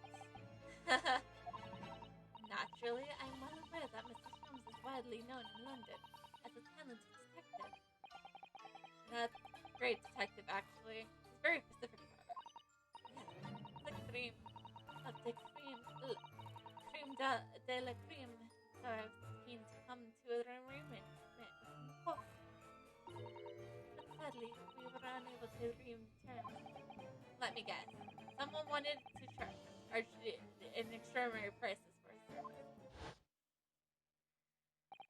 For a mere £500, I will dive into your concoction of wax this very moment. Words to that effect. Mr. Sholmes might have overdone it slightly with the ale pitch. Regrettably, the museum has a short funds at the moment due to unforeseen circumstances. So we came to the current arrangement instead. Surely he really doesn't need to do what he's doing though, does he? I would think not, but it was very important. I have a 50 shilling problem. That must be resolved by morning.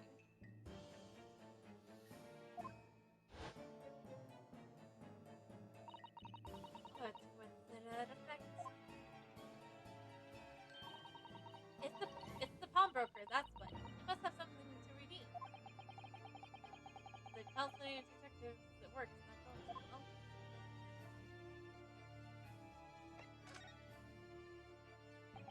I wonder. Could I ask you something? Fine, sure. Okay. So knowing my French from remembering the French from being I want to try.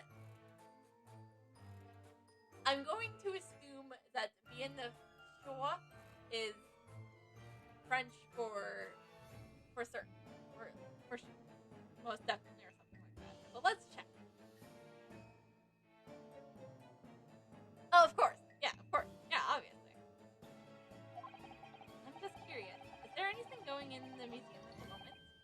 Some kind of incident, perhaps?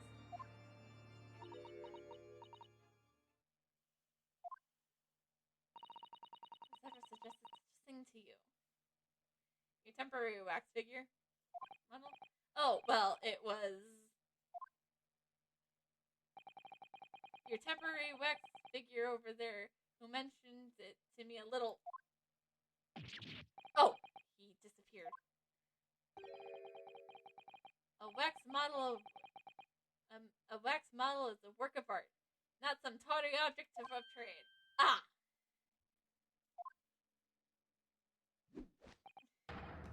There you are! Leaving the exhibit once again when you should be working? Do you wish for it to be melted down? My dear Madame Trustus, save your reprimands. There are more pressing concerns. The wax can wait. It's our idea about your current problem we must throw into the melting pot instead. Personally, I would advise you not to involve the police. Why ever not? He turned a white as a sheet. Because you have at your disposal a great detective, whose services you may employ for a mere 50 shillings. So please be aware I prefer, no, I insist upon payment in advance.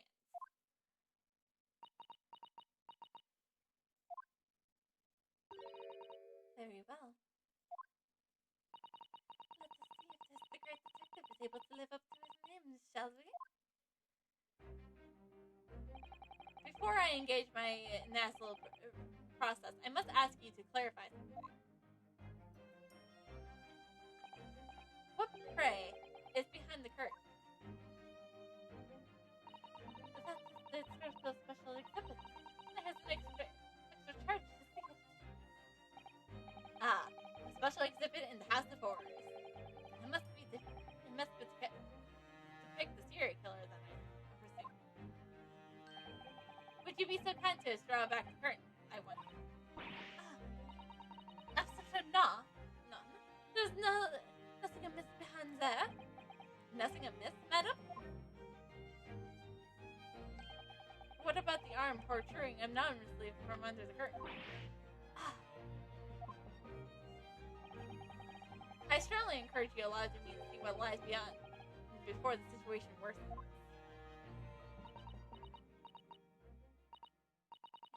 Very well. I throw back the curtain, but only a scootin'. I'm going to assume that's French for a little bit.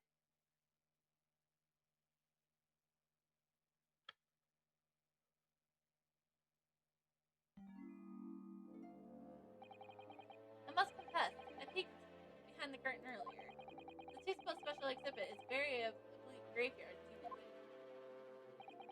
And yet, somewhat surprisingly, the wax of a good killer would expect to be nowhere to be seen. What strikes one, however, is the portly gentleman laying peacefully on his back on the floor.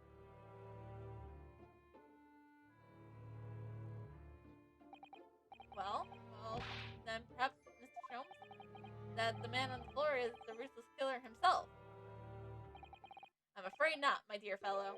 He's the perfectly ordinary London gentleman, not even a waxwork figure, in fact. What?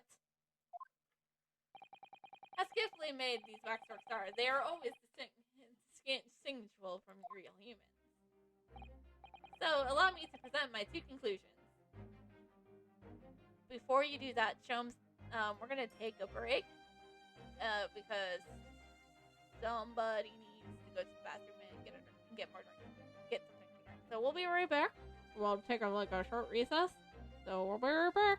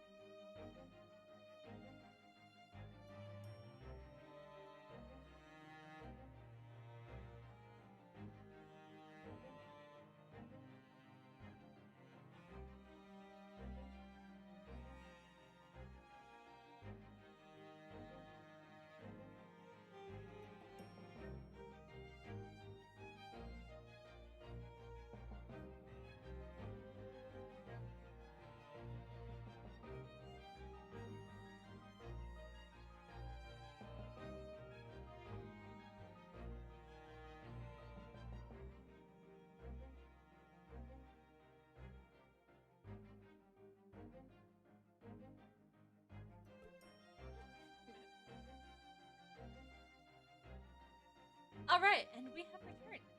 Now let's get on to the Herlock Sholmes of reason and are the reason and logical the reason and logic spectacular shown. The first.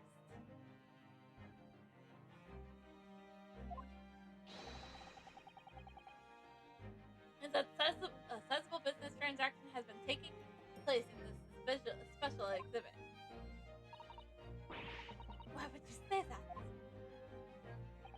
And the second is that the aforementioned transaction is linked to a serious crime. Ah! It looks like it's a candle wax. I don't understand. So, Madam Juspel, have you agreed to my fee? You shall now have the pleasure of seeing the famously great detective and temporary exhibit at work. The Great Deduction. The game is afoot. Topic 1. Wax.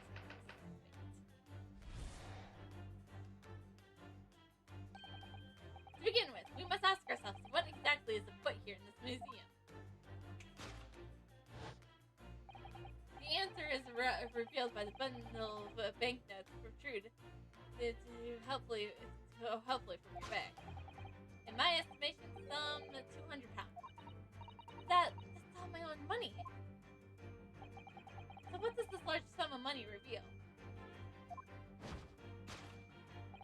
Ah, not as much as an involuntary glance as you cast it with the Madam Spell. Yes, the answer lies within. Your eyes now fall. The significance of the 200 pounds is revealed by this public notice.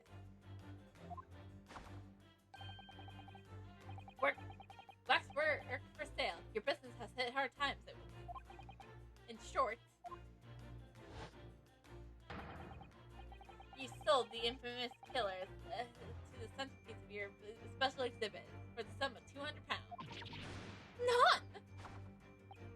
Now, let us explore this new curiosity in which we are presented. Who is the portly gentleman stretched out so peacefully on the floor? It would appear that this man has suffered a severe shock, the cause of which is clearly known to you.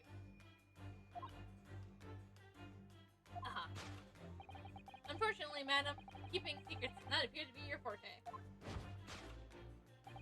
What the deal is the man's shocking blow, of course, was 200 pounds. It would appear that you twisted this gentleman around your finger most effectively. What are you suggesting?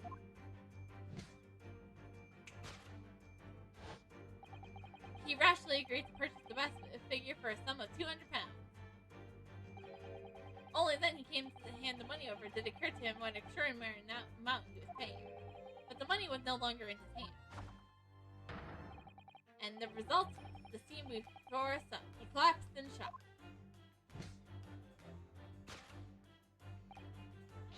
Yes, the killer in this special exhibit fetched the killer price. I can only pray that this gentleman's dreams are not plagued with regrets.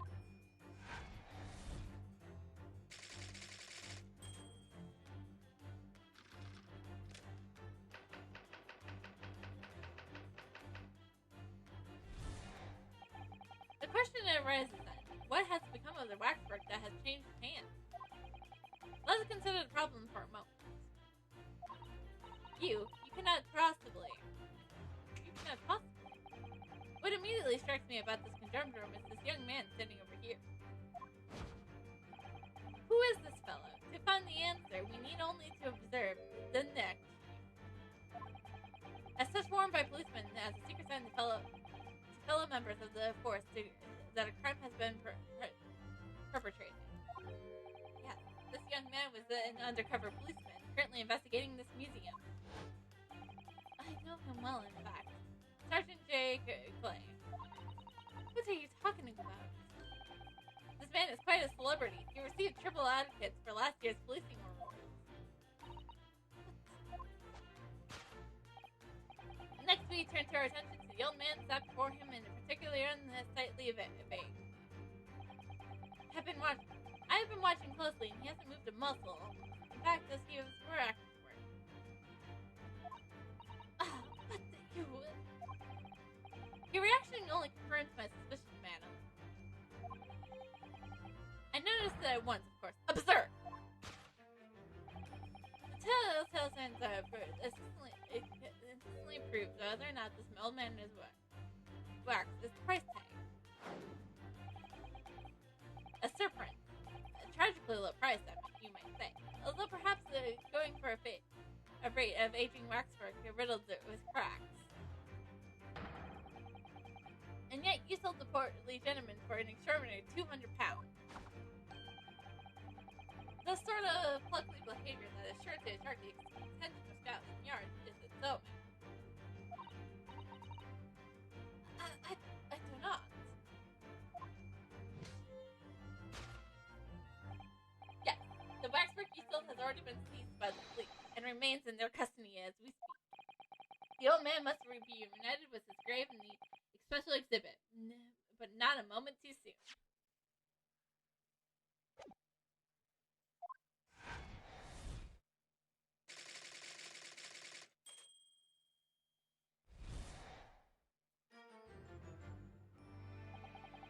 Thus concludes Sherlock Sherm's great deduction of the horrifying puzzle.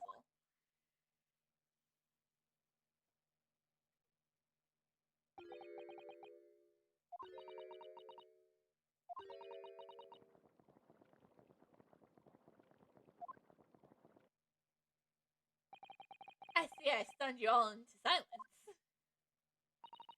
You have, Hurley, you have. And you obviously upset this young lady in the process. Her cauldron looks awfully hot. If I could just bring up one point, Mr. Schwartz. The notorious nodded one point. I'm all ears, my dear fellow. According to your deduction, then, the special exhibit featured this old policeman. So, would that mean he's a particularly ruthless murderer? Wouldn't it? The killer policeman. Ottermont. Sorry? It was a mysterious series of murders that rattled the capital only last year. The police rushed over to the scene every time, only to find the culprit has disappeared into the ace. And it turns out the culprit was the policeman himself, a senior officer by the name of Ottermont. So you mean that who's the sinister-looking old man is supposed to be? Indeed. It's a particular group phrase, is it not? Unforgettable, in fact, yes. I remember that a dubious encounter only too well. But is £200 a lot of money for a wax model? It would be enough to afford one of at the latest steam carriages, if that puts things into perspective. So it's quite a lot then.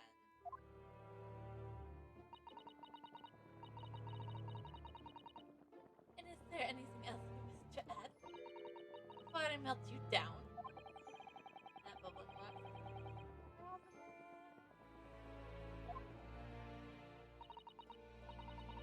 Smell of old unmolten ice. Mr. Shums did more or less accuse her face. So I think I might have to call on your assistance here, Iris. That's alright. To make some minor corrections to the great detective's great deduction. Of course, it's alright. We'll soon set things straight. Well, let's get started then, shall we? Before Madame Two-Spills vents her anger. Just what I was waiting to hear, my dear fellow. So, Madame Two-Spill, in accordance with our agreement, you shall now leave the pleasure of seeing this famously great detective and temporary wax exhibit at work.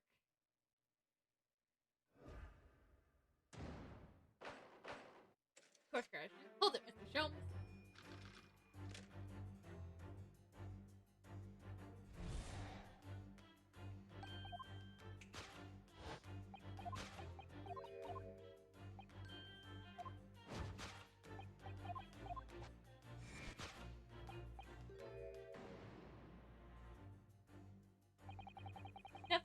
in the direction. It's true. But I'm not sure she sold any of her waxworks, even for 200 pounds. Oh. She must have poured her heart and soul in making them, don't you think? Over and above the wax. If it were me, I wouldn't sell them for anything. For that much money, I would. But it sounds like that makes me a bad person.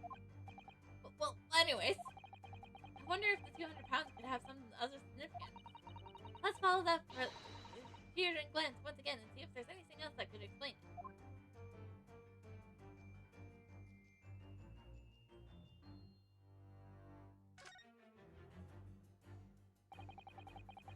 It seems this well-dressed gentleman is alive after all. Just not alive and kicking. Although he's not a wax worker or a model of mass murderer, I'm not sure he'd pay 200 pounds for him. I don't think the man's up for sale. Well, anyways, it was a silly place to put him. Other museum visitors could easily trip. I don't think the man was put here on purpose either.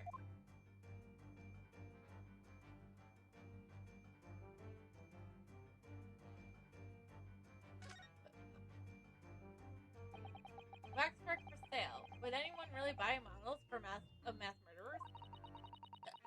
I think I'd rather have 200 pounds in my pocket. Exactly. You could buy one of those brand new types. The steam carriages. That's what I expected if I had it. No question. Ooh, I'd buy all the herbs in the world. There must be another explanation for the money. We need to keep looking.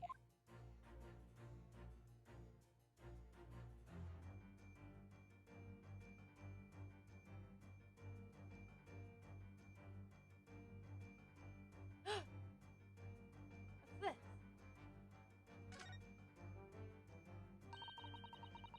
What's on the note doing pinned on the wall there? Oh yes, let's see. Dear Madame Tisbel, we have taken the prisoner from this room. The price for his safe return is 200 pounds. Have the money ready by noon on the 23rd of October. What? This is just like some sort of that's left behind when someone's kidnapped. Yes, it is a ransom note. Exactly.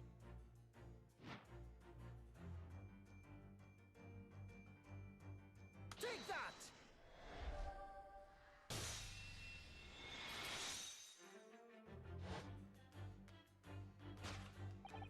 The significance on the 200 pounds is revealed by that ransom. Quite so, and we must congratulate the criminals on their incisive seduction of a wax. 200 pounds, no small ransom fee. Yet you certainly have time to pay it.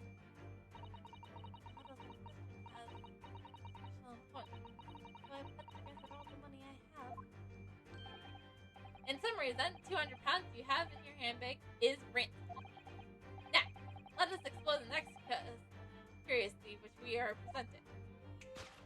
Who is the portly gentleman stretched out so peacefully on the floor? It would appear that the man has suffered a severe shock, the cause of which is clearly known to you.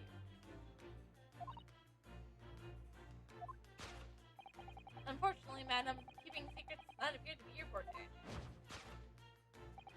What salesman from the Forest was 200 pounds?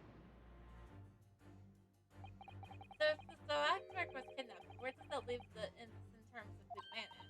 We could just ask him when he comes around. I think the point of this exercise is to understand the beauty of the production process, Iris. Yes, you're right. Burley is trying so hard. We mustn't let him down. Well, there is a little doubt that he suffered a shock. That seems unclear. But in that case, what is Massachusetts trying to hide? Let's have a closer look around.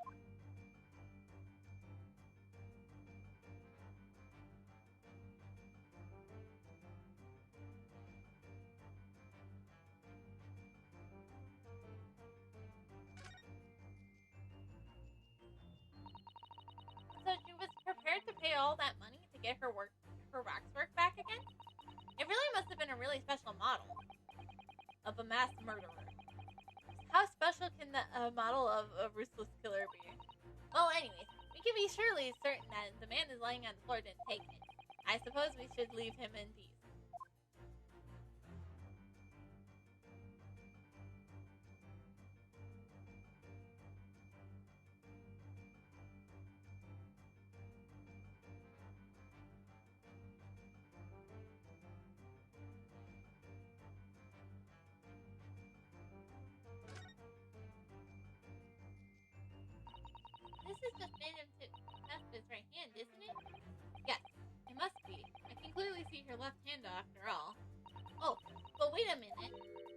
the left hand as well. Look. It does say some creepy things I was pleased. And it seems very stiff too. In fact, it's really hard. You mean it's made of wax?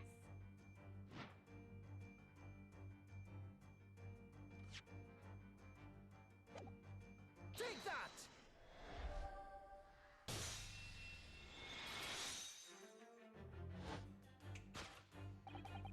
What dealt the man such a second blow, of course, was the wax hand. Indeed, with solid waxwork limb, one could deliver a very substantial blow. How could you? The hand protruding from the bottom of your cape. It ought to be a right hand, but closer inspection reveals in fact that it's a left hand. And it's somewhat masculine as well. In other words, it does not belong to you, madam. The hands of a waxwork model. Yeah!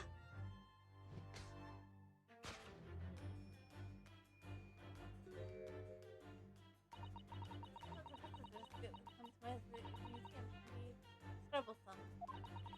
They meddle with the exhibits and cause damage. So you mean that arm?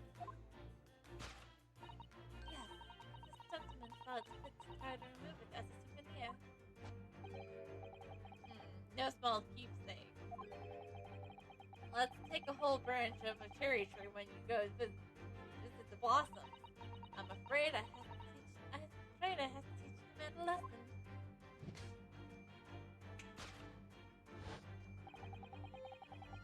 He confronted the man and tried to take his arm back. And as a result, the scene we see before him, he was knocked unconscious. A point we may need to revisit later. But for now, time being, we have our conclusion. Yes, the killer in the special exhibit has been kidnapped.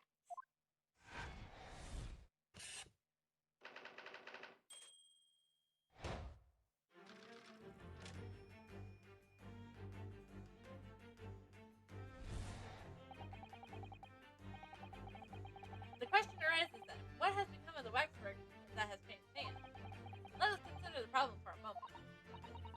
And that's possibly. What immediately strikes me about this conundrum is this young man standing over here.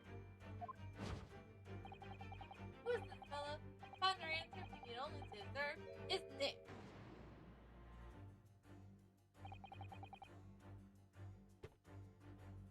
According to Mr. Sholmes, the Illinois chief is assigned to other policemen that some crime is underway. A way to communicate with his colleagues without revealing his identity. Yes. It's a secret that is closely guarded by the Scotland Yard. That's Mr. Sholmes. That Mr. Sholmes hesitates to give away. Well, uncovering secrets is any true detective's nature, of course. Right. Anyways, judging from Madame Tisbell's reaction to Mr. Sholmes' seduction, I think perhaps we might not have identified the man quite correctly.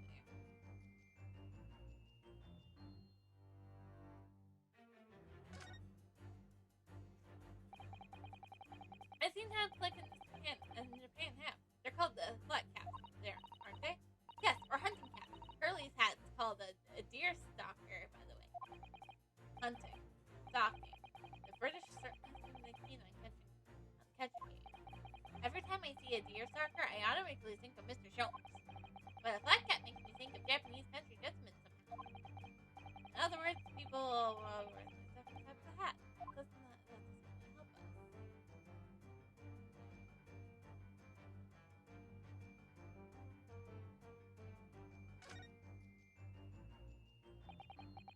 My secret tariffs aren't another name. Blah, blah, blah, blah, blah, blah.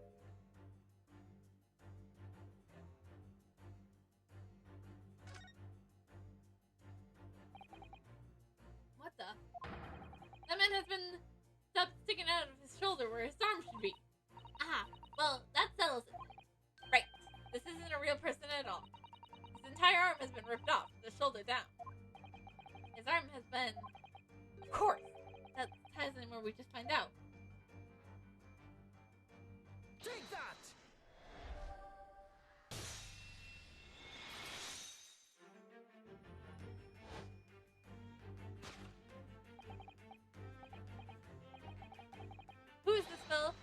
find the answer, we need to observe his shoulders. No such boneless human walks this earth. I can assure you of that.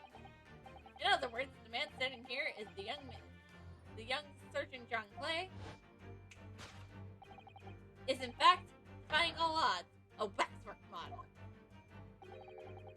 I seem to remember it was you who concluded he was a real person in the first place, Mr. Sholmes. He's become quite a celebrity in London, being the winner of no less pleasing awards last year. I simply had to make a model of the man. Naturally. What other explanation could there be?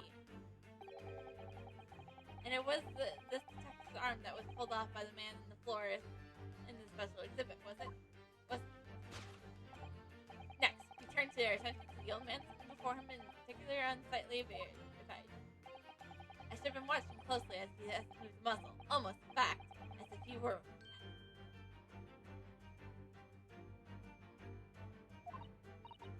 But you... Your reaction only confirms my suspicion, madam. I noticed once, of course. Observe! The telltale stanza significantly proves whether or not this man is a work of art. It's a price tag. A killer policeman called Alderman, was it? Was he well known? It was all over the papers last year, but I can't really say it. I know what he looks like. It was a very low price, though. A surprise isn't much money. Only enough for a few macy hours of gas and Mr. McGill's delightful lodging, in fact. So this is the special killer taken from the special exhibit, is it?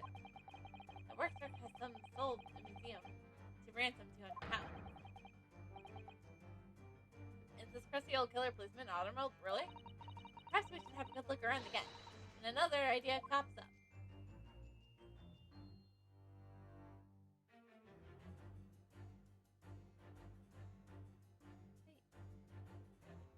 Take that! Not even his father. The telltale stanza that proves to whether or not this old man is waxwork is the obvious twitch. Even though most realistic waxworks do not exhibit a twitch. In other words, the splendid old man is in fact a genuine member of Scotland Yard. Slight shift in your choice of adjectives, then. And there you have it. Well, Madame Tisbel? Well, what? It was me who contacted the police and demanded that somebody come in the first place. He's clearly fatigued. He sounds asleep. Well, then what's this take about showing a price of 3 pence? No doubt the price of the muffler the old Bobby has purchased recently at the local market. And I presume you observed the scar tied around his neck. Does that not strike you, Mr. Nelson?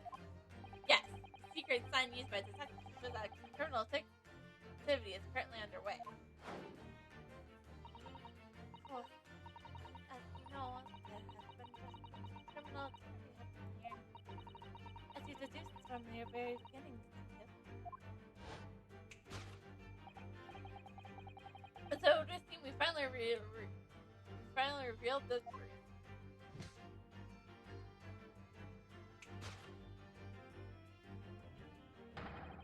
The waxwork of the especially ruthless killer from the special exhibit has been kidnapped.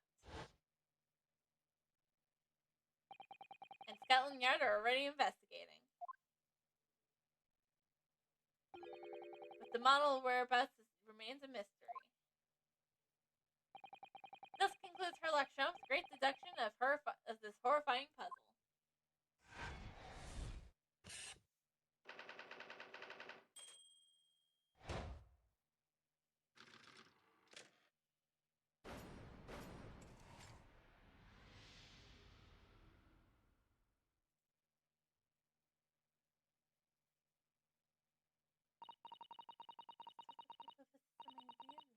Men and women, young and old. Something they dropped just for a short time to row back to the pub.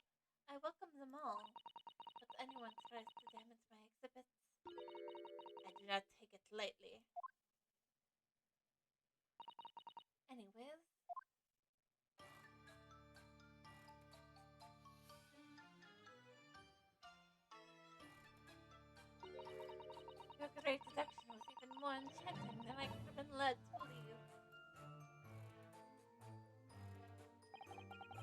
a pleasure, my dear madam.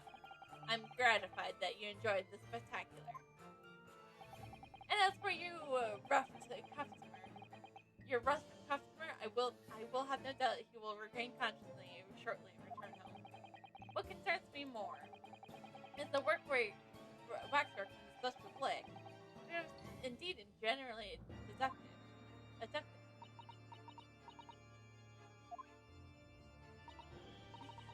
Tragically, it was. Then I would ask to your kind as the events surrounding the stolen waxwork, as in much detail as possible, if you please. Very well. But after I have told you what I know, I must insist that you return to your work.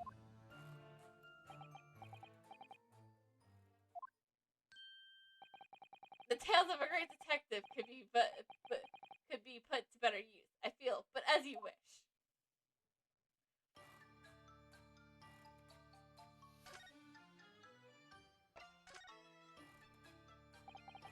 Tell us more about the stolen waxwork, please. It was some days ago now that I came in here one morning. I immediately noticed that the waxwork was missing from the special exhibit. It's at your most prominent display, so that's why the curtains were closed. And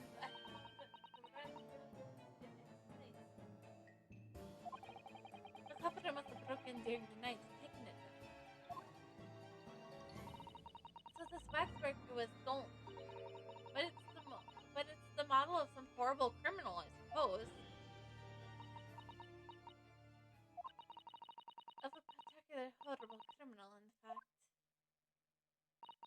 The killer who left the most profound scar on society and other others, I would say, the professor.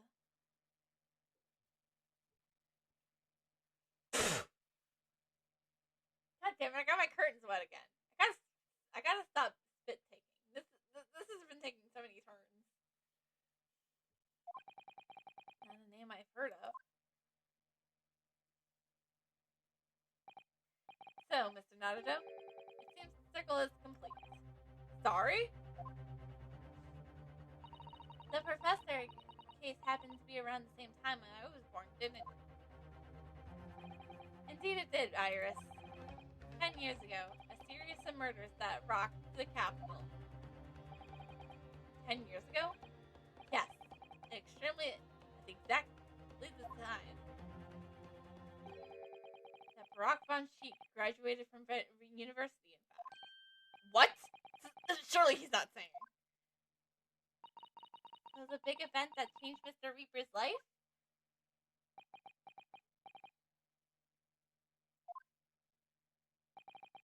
As you summarized this room, it was the professor's case. Who's this professor then?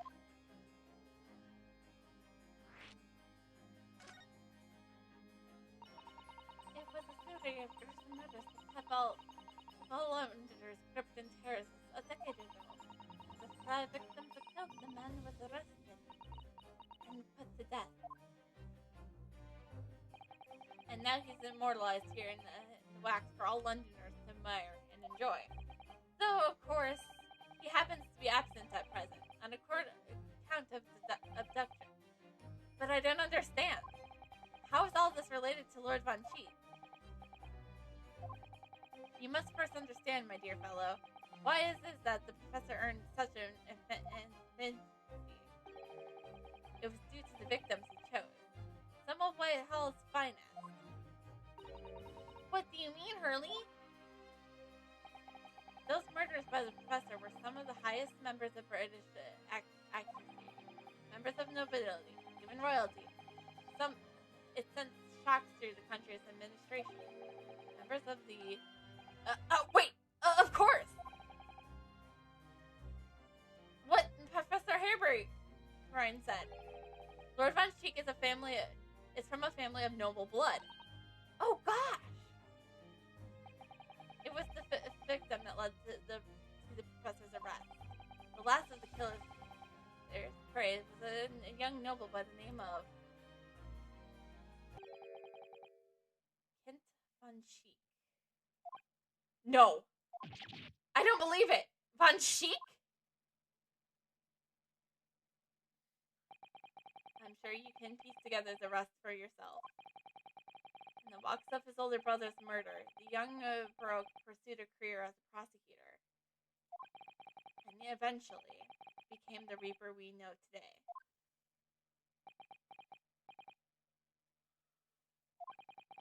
I had no idea Lord Von Cheek had such a tragic past.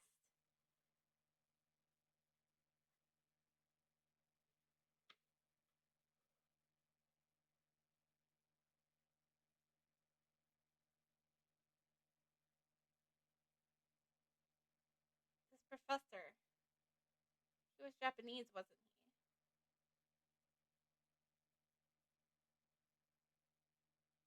Because if he was, that would explain why Von Cheek hates the Japanese people.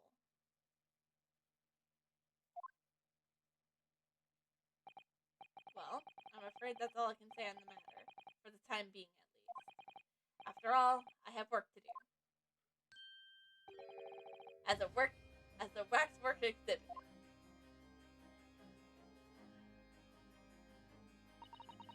I'm afraid I shall have to excuse myself as well. Oh, yes, of course. It's been a pleasure. Thank you.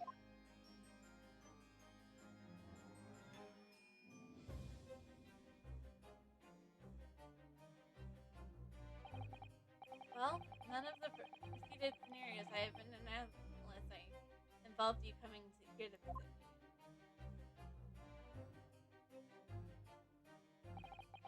It's been too long, really. It has. I'm delighted to see you, Barack. It's been 10 years, and here we are, meeting in the prison of all places.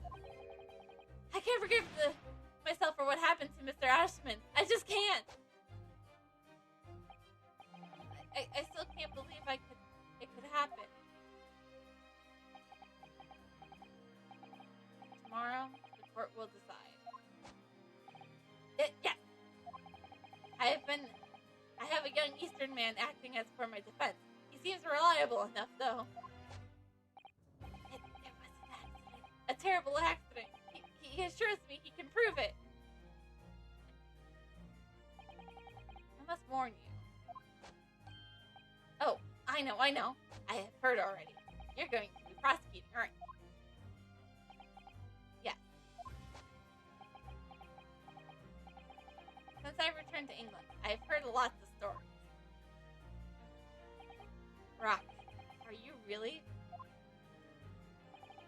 What? Never mind. I know you have my best interests at the heart. My friend is on trial. I wouldn't entrust it to anyone else. Of course, I fully understand. Thank you. Until tomorrow. See you in court.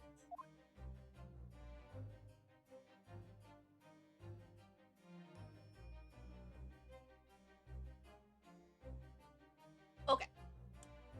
So, I said I was going to do part of the trial tonight, but it has already been for 4 hours. We spent 4 hours freaking investigating this case. So I think it's high time I call it a night. I didn't expect the investigation to take so damn long. So, yeah, we're gonna just save my progress here.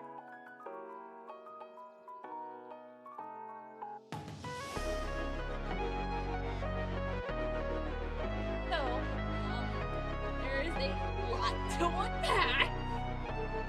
My curtains surely are gonna have to be dry. Definitely gonna have to dry over at some point.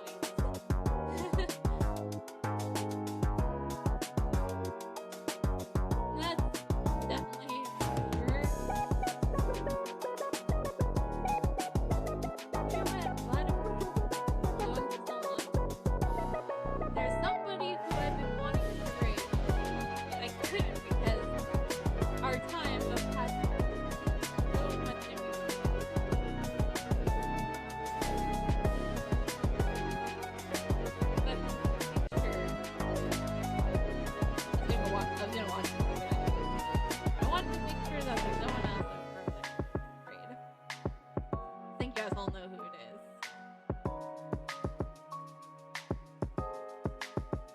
Yeah, it's Hobbit.